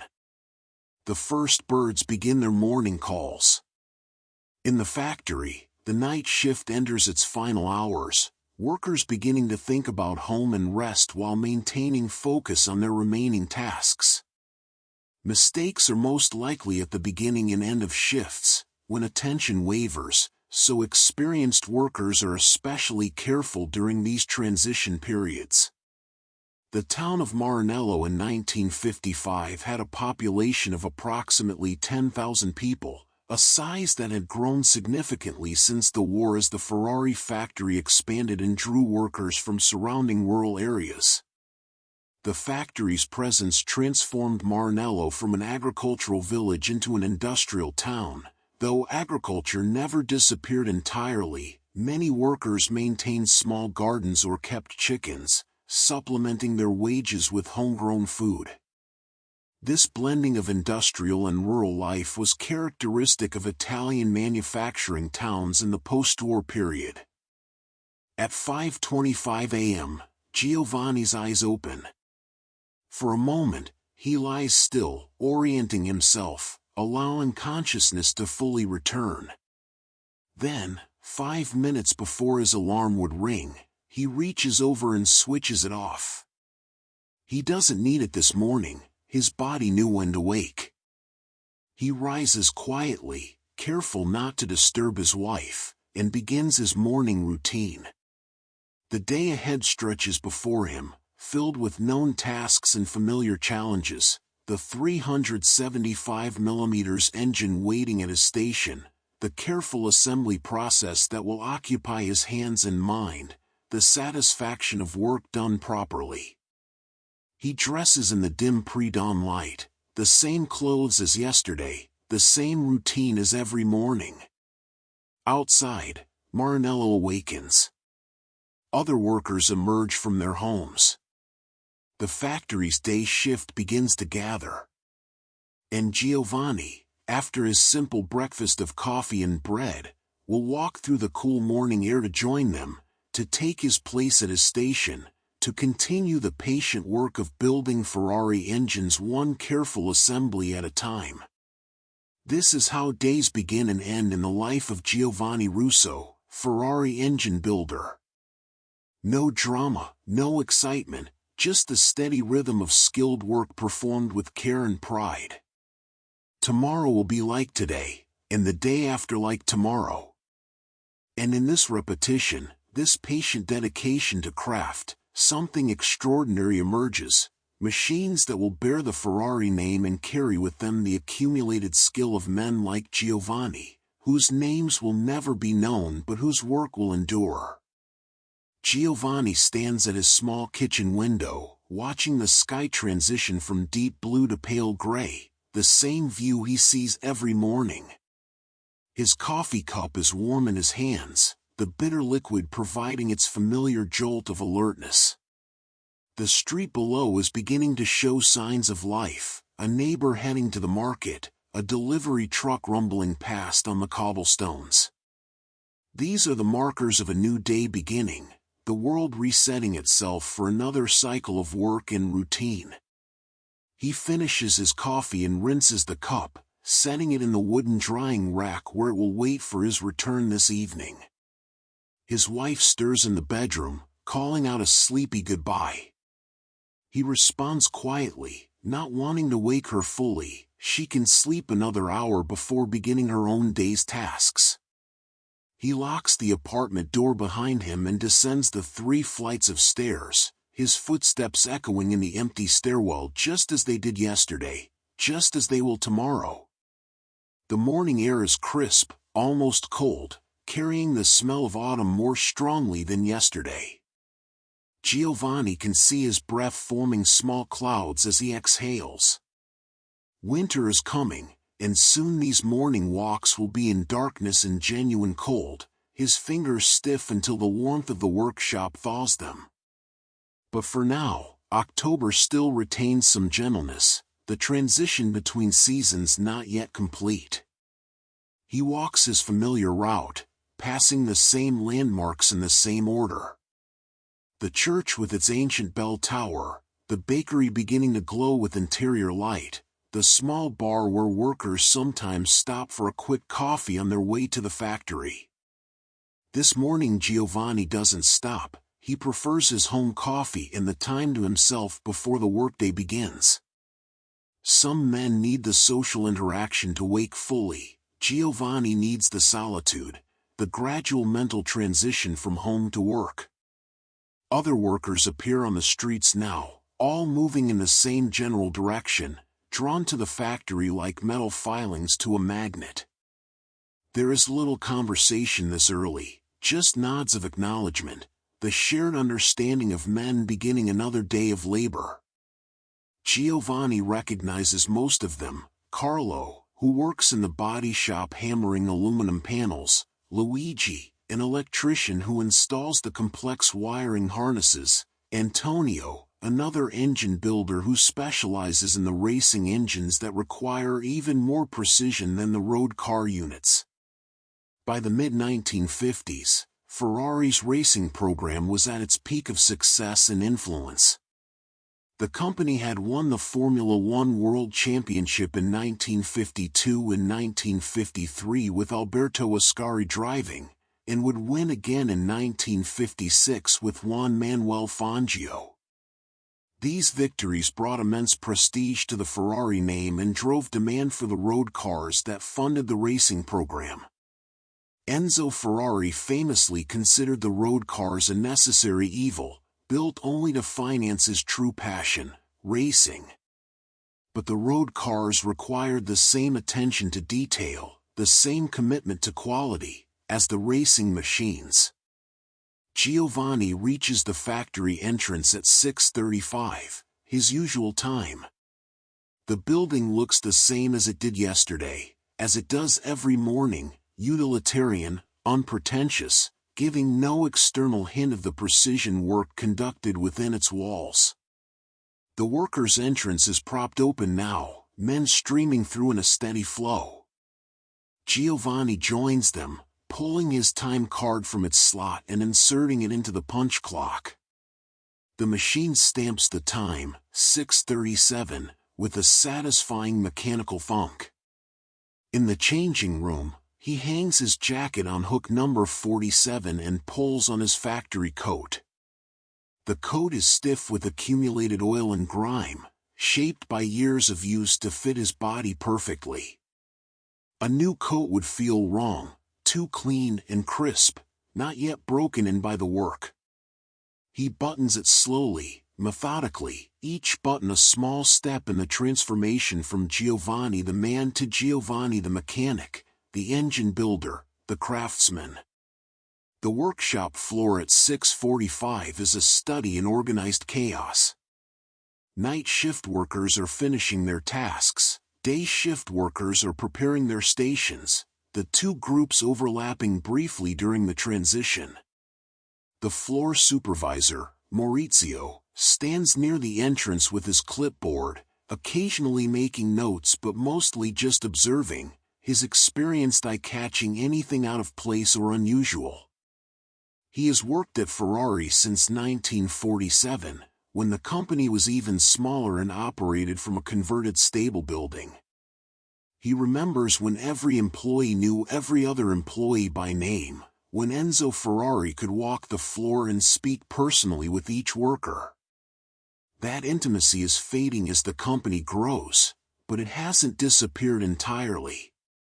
Giovanni walks to his station and finds, as promised, the components for a 375mm engine laid out and waiting. The engine block is larger than yesterday's, 4.5 liters compared to 3.0, the additional displacement coming from both a longer stroke and a larger bore diameter. The block itself weighs approximately 30 kilograms more than the smaller unit, and the reciprocating components, pistons, connecting rods, are proportionally heavier. This means more stress on every part of the engine, higher combustion pressures, greater heat generation. Everything must be built to higher standards, with tighter tolerances, to survive the increased demands. Marco arrives at 6:50, and together they begin the morning ritual of preparation. Marco lays out the measuring tools while Giovanni reviews the build sheet, which contains all the specifications and special instructions for this particular engine. He notes that this engine is destined for a customer in Argentina, a racing enthusiast who has commissioned a 375mm specifically for the Carrera Panamericana, the brutal Mexican road race that covers nearly 3,000 kilometers of public roads, mountain passes, and desert straightaways. The Carrera Panamericana was one of the most dangerous races in the world during the 1950s, with minimal safety precautions and courses that mixed high-speed sections with tight mountain switchbacks. Ferrari had won the race in 1951 and 1952, establishing the 375mm's reputation as a formidable endurance racing car. But the race's danger was legendary. Several drivers had been killed, and many more injured. Giovanni knows this, and it adds weight to his work. The engine he builds must not fail, because failure at racing speeds could mean more than just a lost race. At 7 o'clock, the day shift whistle sounds, and the workshop comes fully alive. The night shift workers file out, their faces showing the particular tiredness that comes from working against the body's natural rhythms. The day shift settles into their stations, and the morning's work begins in earnest. Giovanni picks up his first tool, a micrometer, and begins measuring the cylinder bores in the 375mm block. The bores are larger than yesterday's engine, 84mm in diameter compared to 73mm. The larger diameter means more surface area for the combustion pressure to act upon, generating more force on the pistons and ultimately more power at the crankshaft. Each cylinder bore must be perfectly round and smooth, with no taper from top to bottom. The machining process used to create these bores, called honing, involves rotating abrasive stones inside the cylinder while moving them up and down, gradually removing metal until the desired dimension and surface finish are achieved. The factory's honing machines were operated by specialists who did nothing else, men who could feel through the machine when the bore was approaching its final dimension, who could judge surface finish by running a fingernail across the metal. Giovanni measures each bore at 3 heights, top, middle, and bottom, and at 2 orientations perpendicular to each other. This gives him 6 measurements per cylinder, 72 measurements total for the V12. The readings are remarkably consistent, 84.02 millimeters, with variation of no more than 0.01 millimeters across all measurements.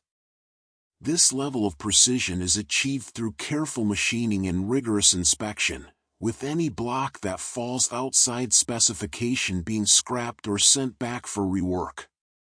In 1955, Ferrari's rejection rate for machined components was approximately 5%, higher than mass manufacturers would tolerate, but necessary to maintain the quality standards that define the brand. He records all measurements in his logbook, creating a permanent record that could be referenced years later if questions arose about this particular engine. The documentation culture at Ferrari was comprehensive, almost obsessive, driven by Enzo Ferrari's belief that quality could only be maintained through accountability and traceability. Every component, every measurement, every assembly step was recorded, creating an enormous archive of technical data that filled rooms in the factory's administrative building. By 8 o'clock, Giovanni has completed his preliminary inspections and begins the actual assembly process. He starts with the main bearing caps, the components that secure the crankshaft in the engine block. These caps are individually machined to match specific positions in the block and are not interchangeable. Each one is stamped with a number indicating its position. Installing a cap in the wrong location would create misalignment, potentially causing the crankshaft to bind or wear rapidly. The main bearings themselves are precision components manufactured by a specialized supplier in Turin. Each bearing consists of 2 half-shells that wrap around the crankshaft journal, with a thin film of oil between the bearing surface and the journal providing lubrication and preventing metal-to-metal contact. The bearing material is a sophisticated alloy, typically copper lead or aluminum tin, designed to be softer than the steel crankshaft so that any wear occurs in the bearing rather than the more expensive crankshaft. Bearings are considered consumable components, expected to be replaced periodically, while crankshafts are meant to last the engine's lifetime if properly maintained. Giovanni installs the lower bearing shells in the engine block, ensuring they seat properly in their machined recesses.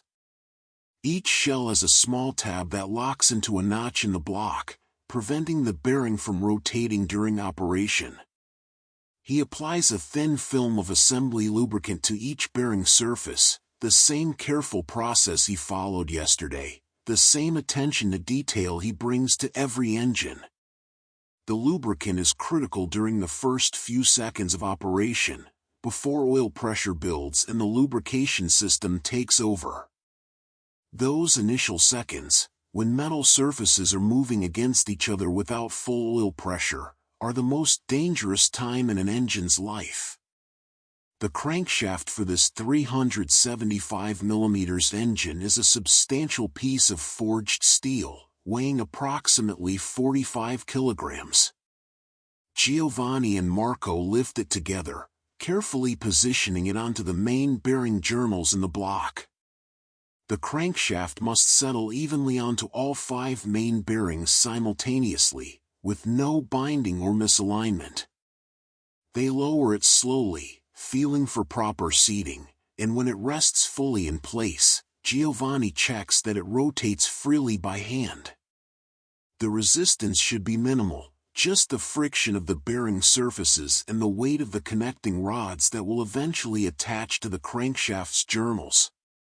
Too much resistance indicates a problem, misalignment, a bearing installed incorrectly, or contamination between surfaces. Giovanni rotates the crankshaft through 2 complete revolutions, feeling for any tight spots or unusual resistance. There are none. The crankshaft turns smoothly, as it should. He installs the upper bearing shells in the main bearing caps, then positions each cap in its designated location. The cap bolts are special high-strength fasteners designed to withstand the enormous forces generated during combustion. In a racing engine producing over 300 horsepower, the main bearing loads can exceed several tons of force with each power stroke. The bolts holding the bearing caps must prevent any movement while maintaining precise bearing clearance, a demanding combination of requirements. Giovanni torques the main bearing cap bolts to specification, 95 Nm for this larger engine, significantly more than the 75 Nm used on yesterday's smaller unit. He works in the prescribed sequence, tightening gradually in 3 stages to ensure even clamping force. After final torque is achieved, he rotates the crankshaft again, verifying that the added clamping pressure from the caps hasn't created binding. The shaft still turns freely, smooth and even. The morning progresses. The work continues.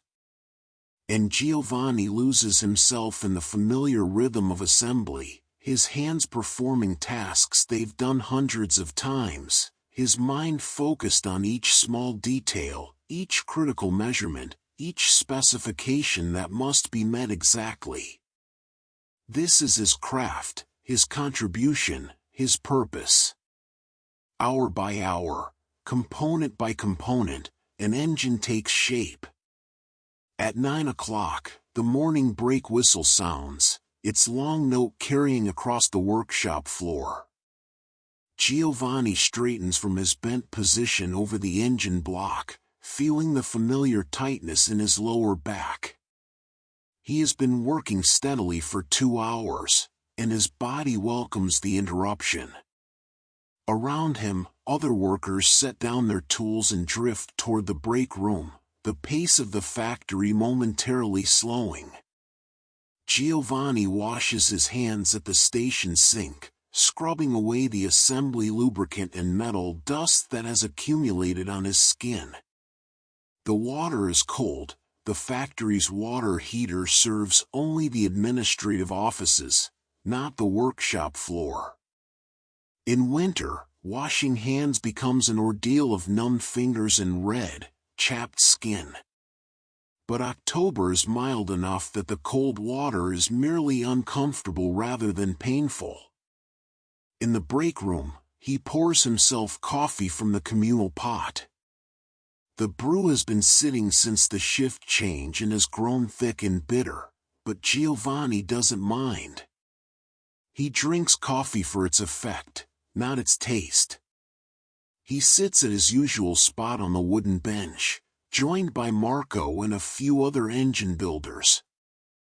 The conversation is sparse, a few comments about the weather, someone mentioning that the grape harvest in the surrounding vineyards is nearly complete.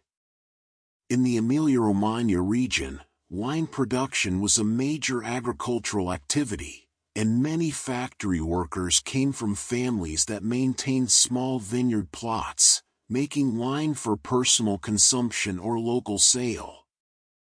Vittorio, the senior engine builder, mentions that he's working on an engine for a 500 Mondial, a smaller sports racing car that used a 2.0-liter inline-4 engine rather than Ferrari's typical V12 configuration.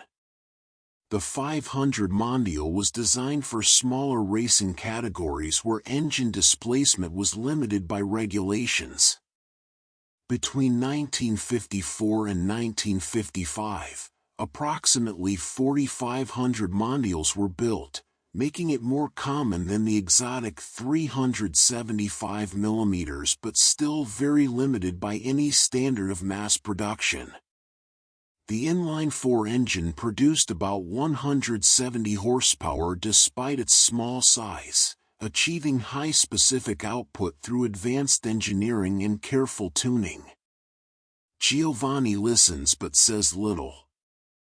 He has learned that morning break is for resting, not for expending energy on conversation. The day is long, and he conserves his mental and physical resources for the work itself. At 9:15, the break ends and everyone returns to their stations. The brief respite has refreshed him, and he approaches the next phase of assembly with renewed focus. The pistons for the 375 mm engine sit on his workbench, 12 aluminum forgings that have been precisely machined to fit the cylinder bores. Each piston weighs approximately 420 grams, significantly heavier than the smaller engine's pistons from yesterday. This additional weight means more inertia, more stress on the connecting rods and crankshaft, and the need for even more careful balancing. Every piston has been weighed individually, and the set has been matched to within 2 grams of each other to minimize vibration.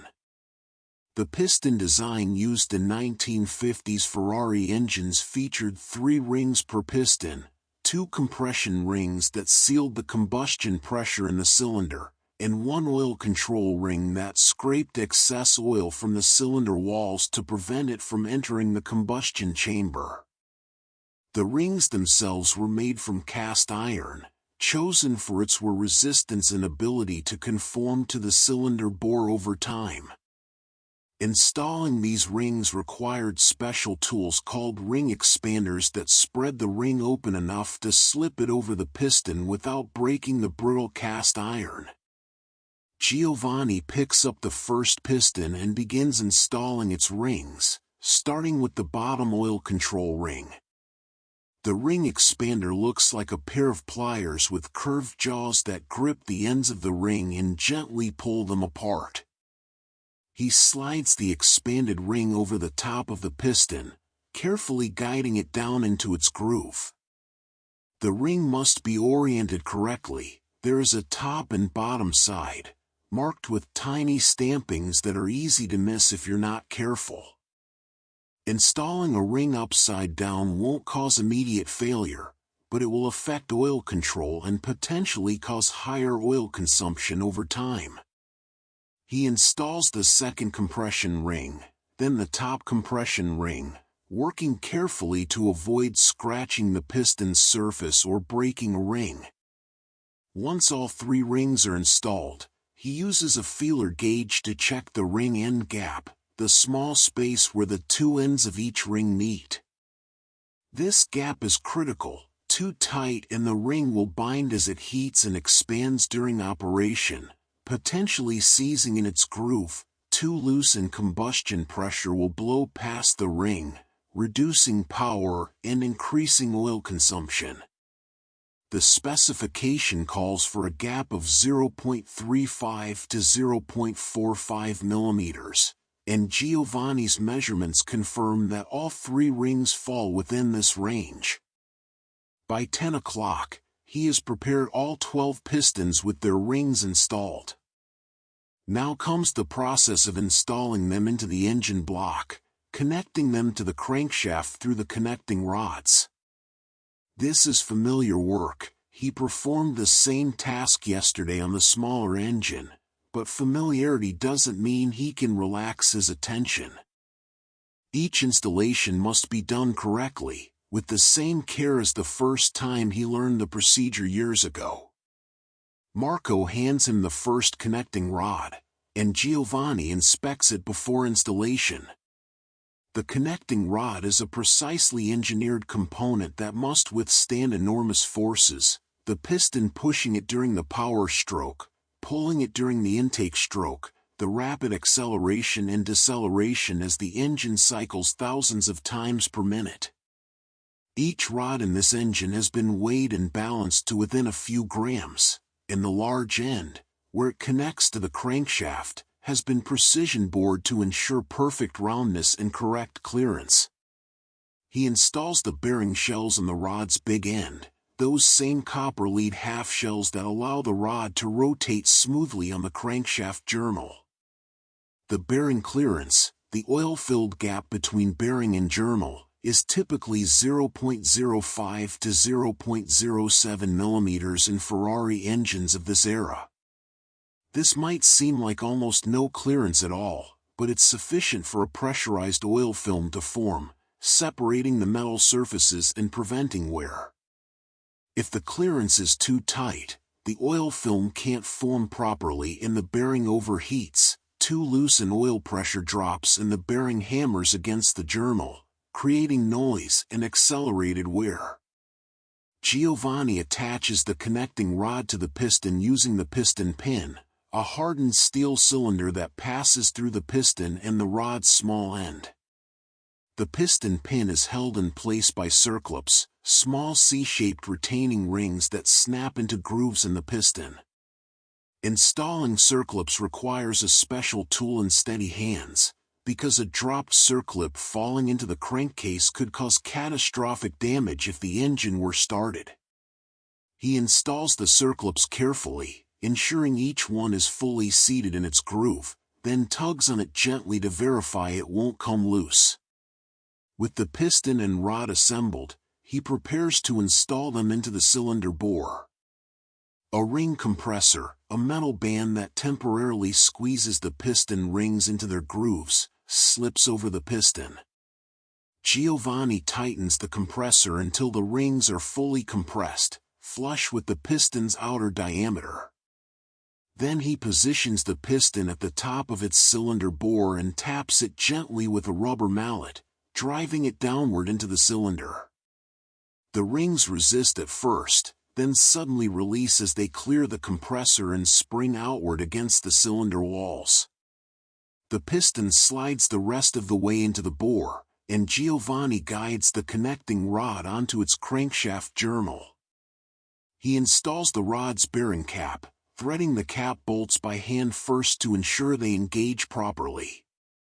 The cap bolts for this engine are torqued to 65 Nm, tighter than the smaller engine because of the higher loads the bearings will experience.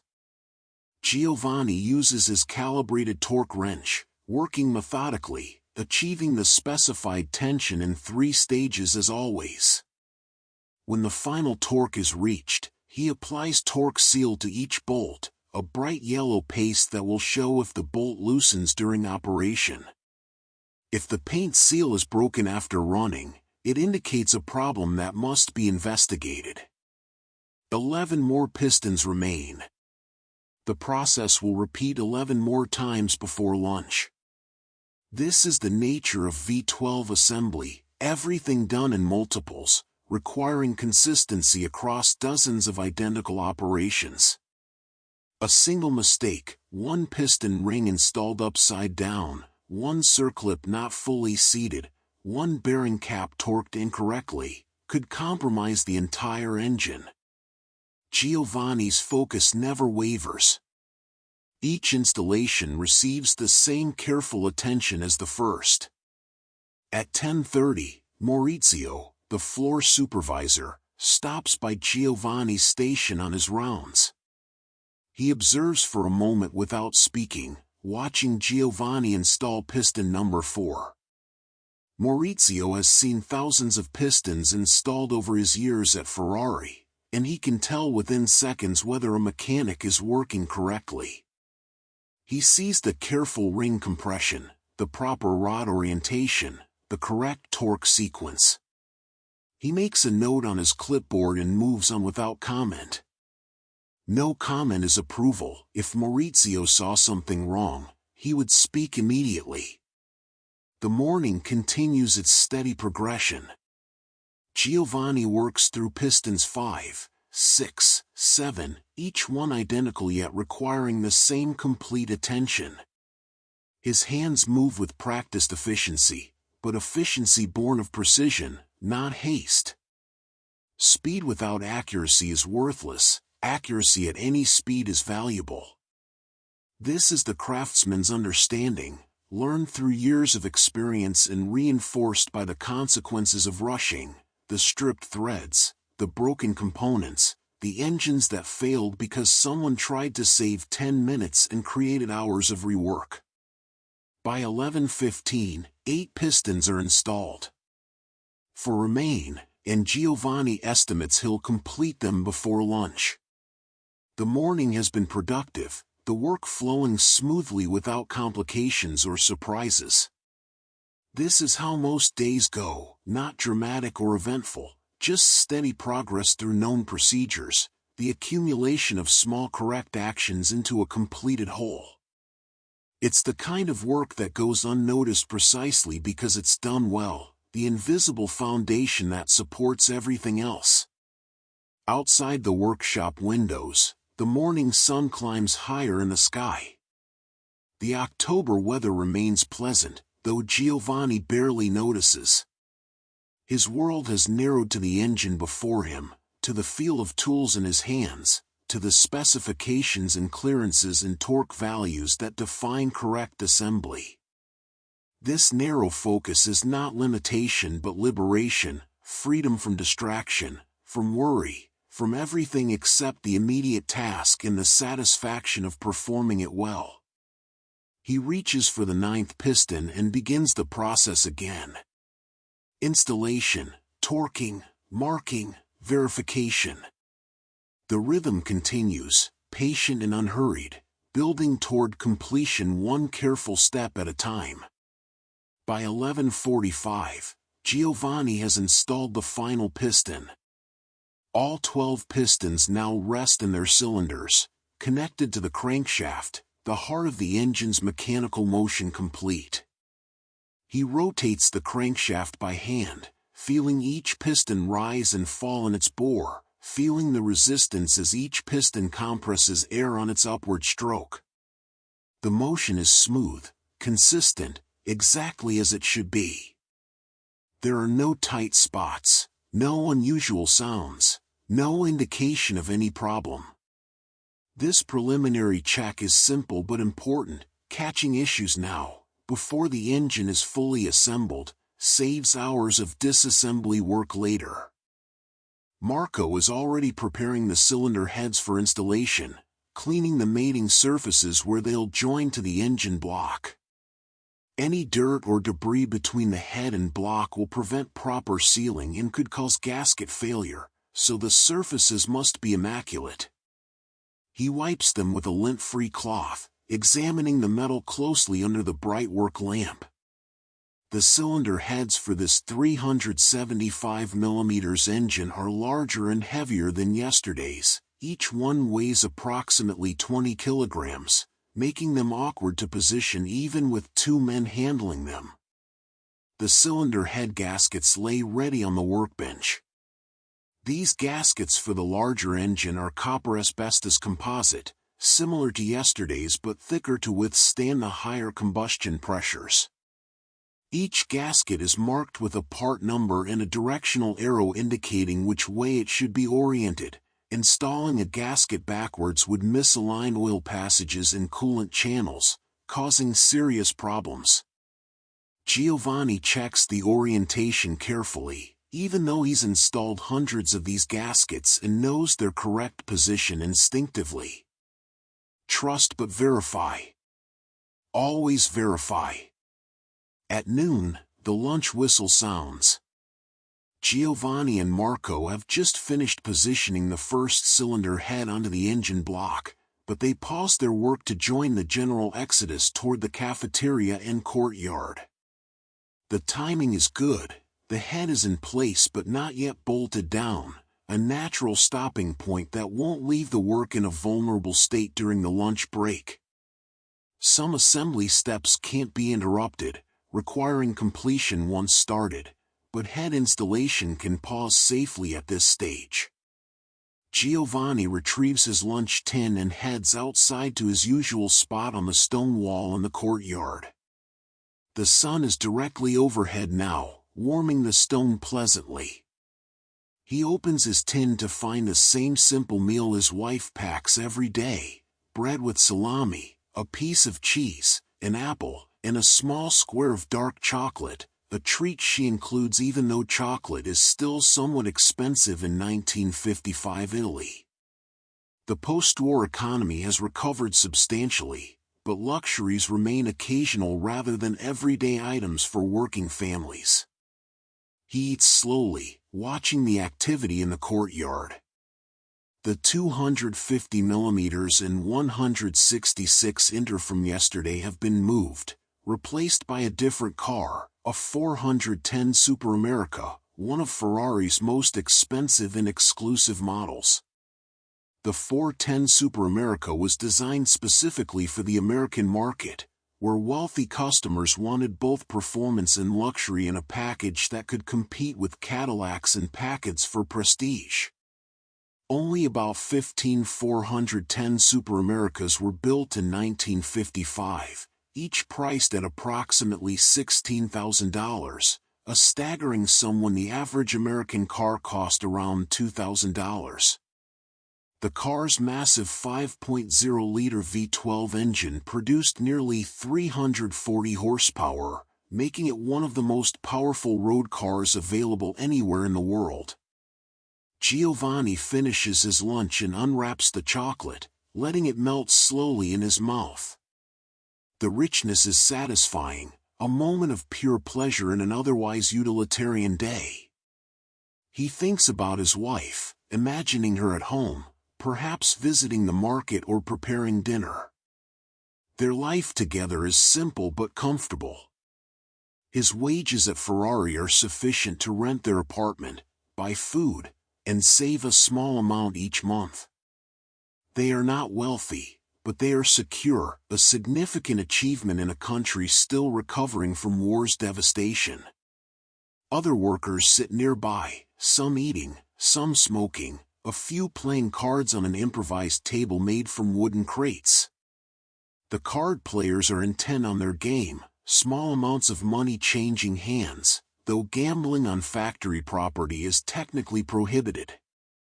The security guards ignore it, the stakes are too small to matter, and the workers' morale benefits from these small freedoms during breaks. Ferrari understood that skilled workers needed to be treated reasonably well to maintain quality and retention.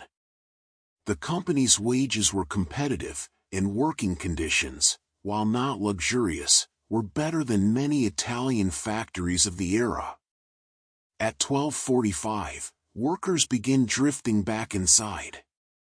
Giovanni wraps his apple core in the paper from his lunch tin and returns to the workshop. The afternoon stretches ahead, and there is much work remaining. After the cylinder heads are fully installed, he'll need to install the camshafts, the valve covers, and then begin connecting the auxiliary systems, oil pump, water pump, fuel system, ignition. If all goes well, the engine might be ready for testing by tomorrow afternoon, though Giovanni doesn't rush to meet arbitrary deadlines. The work takes as long as it takes to be done correctly. Back at his station, he and Marco lift the first cylinder head the final few millimeters into position, ensuring it seats properly on its dowel pins. The head gasket compresses slightly under the weight.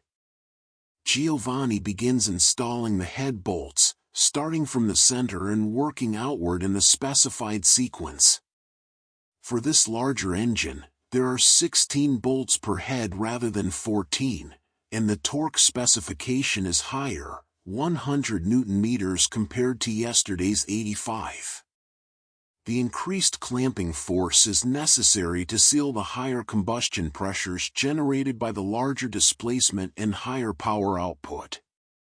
He works through the sequence 3 times, gradually bringing all bolts to their final torque in stages. This ensures even pressure distribution across the head and prevents warping. After the final pass, he rechecks several bolts at random, verifying that they've maintained their torque and haven't loosened during the installation of adjacent bolts. Everything checks correctly. The first cylinder head is secured. They repeat the process with the second head, the movements now automatic after years of practice. Giovanni's mind can wander slightly during these repetitive tasks, not into inattention but into a meditative state where conscious thought becomes unnecessary. His hands know what to do. His body understands the rhythm. This is the craftsman's flow state, where work and worker become unified, where the boundary between self and task dissolves into pure action. By 2 o'clock, both cylinder heads are installed. Giovanni steps back and looks at the engine, now beginning to resemble its final form. The major internal components are complete: crankshaft, pistons, connecting rods, cylinder heads. What remains is largely external: the camshafts, valve covers, ancillary systems. The engine has crossed a threshold from collection of parts to mechanical entity, something that will soon breathe and burn fuel and produce motion. The afternoon brake whistle sounds at 2:30. Giovanni pours coffee and stands by the brake room window, looking out at the town beyond the factory grounds. Maranello spreads before him, the old church at the town center, the residential streets with their modest houses, the fields beyond where agriculture continues despite industrialization's encroachment. This place is his home, the geography of his entire adult life contained within a radius of a few kilometers. Some might find this limiting, but Giovanni finds it sufficient. Everything he needs is here: work that challenges him, a wife who cares for him, a community that knows him. What more does a man require? The break ends, and he returns to find that Maurizio has left a note on his workbench. The customer in Argentina has requested an additional inspection report for this engine, wanting documentation beyond the standard build records. This is becoming more common with international customers. They want assurance that they're receiving the quality they're paying substantial money for. Giovanni doesn't mind the extra paperwork. If anything, he appreciates that the customer cares about these details, that they understand an engine is more than just a collection of parts but a carefully orchestrated assembly where every detail matters. He begins installing the camshafts, those precisely machined steel shafts with their carefully shaped lobes. The camshaft installation for the 375 mm is identical in principle to yesterday's work but different in scale. The lobes are more aggressive, designed to open valves faster and keep them open longer, maximizing airflow at high engine speeds. This aggressive profile creates more power but also more stress on valve springs and other valve train components. Every engineering decision involves trade-offs, balancing competing requirements to achieve the desired result. The camshafts slide into their bearings smoothly, rotating freely as Giovanni checks their motion.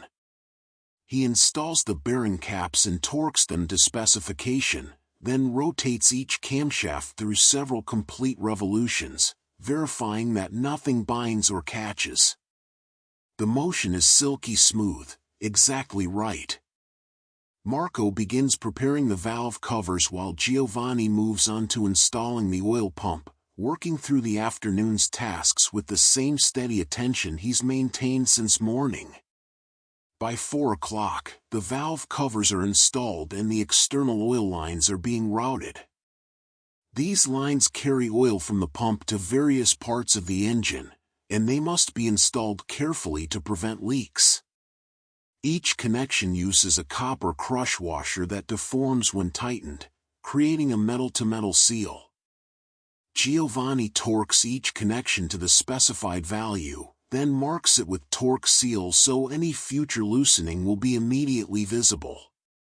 The work continues through the late afternoon, steady and unhurried. Giovanni installs the water pump, connects the fuel system, mounts the distributor. Each system is tested as it's installed, the oil pump primed manually to verify it draws oil, the water pump checked for smooth rotation, the distributor rotated to ensure proper contact point operation.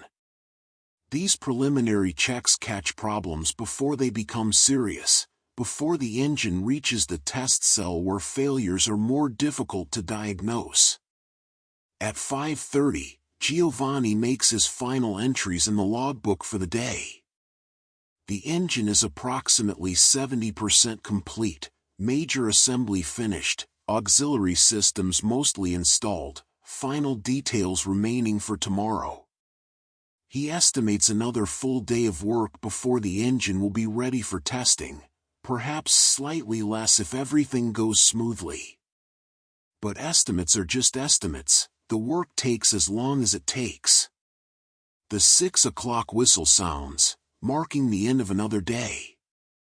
Giovanni covers the partially completed engine with a clean cloth to protect it from dust overnight, returns his tools to their proper places, and heads to the changing room.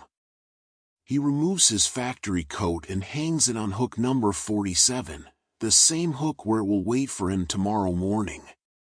He washes his hands at the sink, the cold water removing most of the day's accumulated oil and grime, though some staining always remains.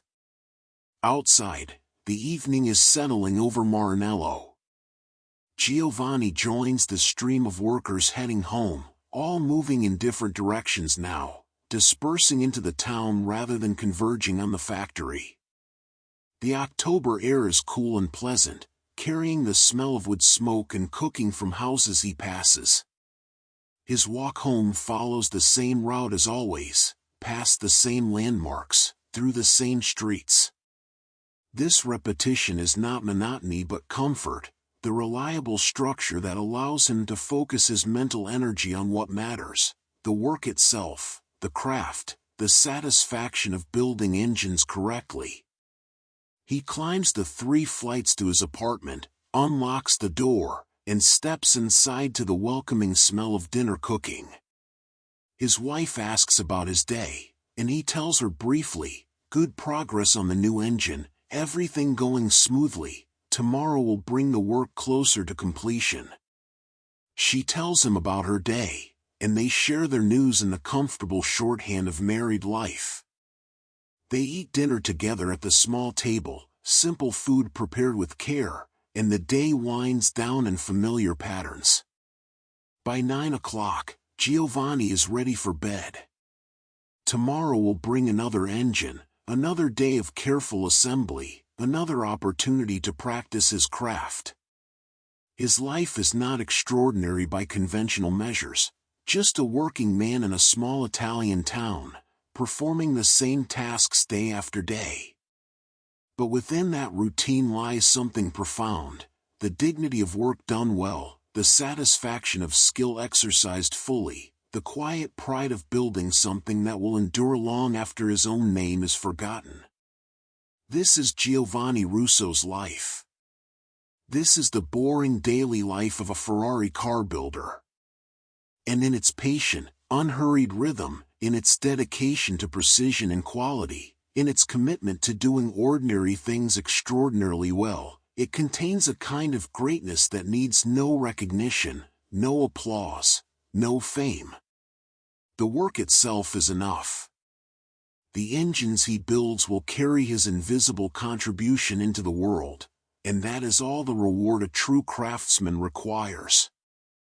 Tomorrow, the cycle begins again.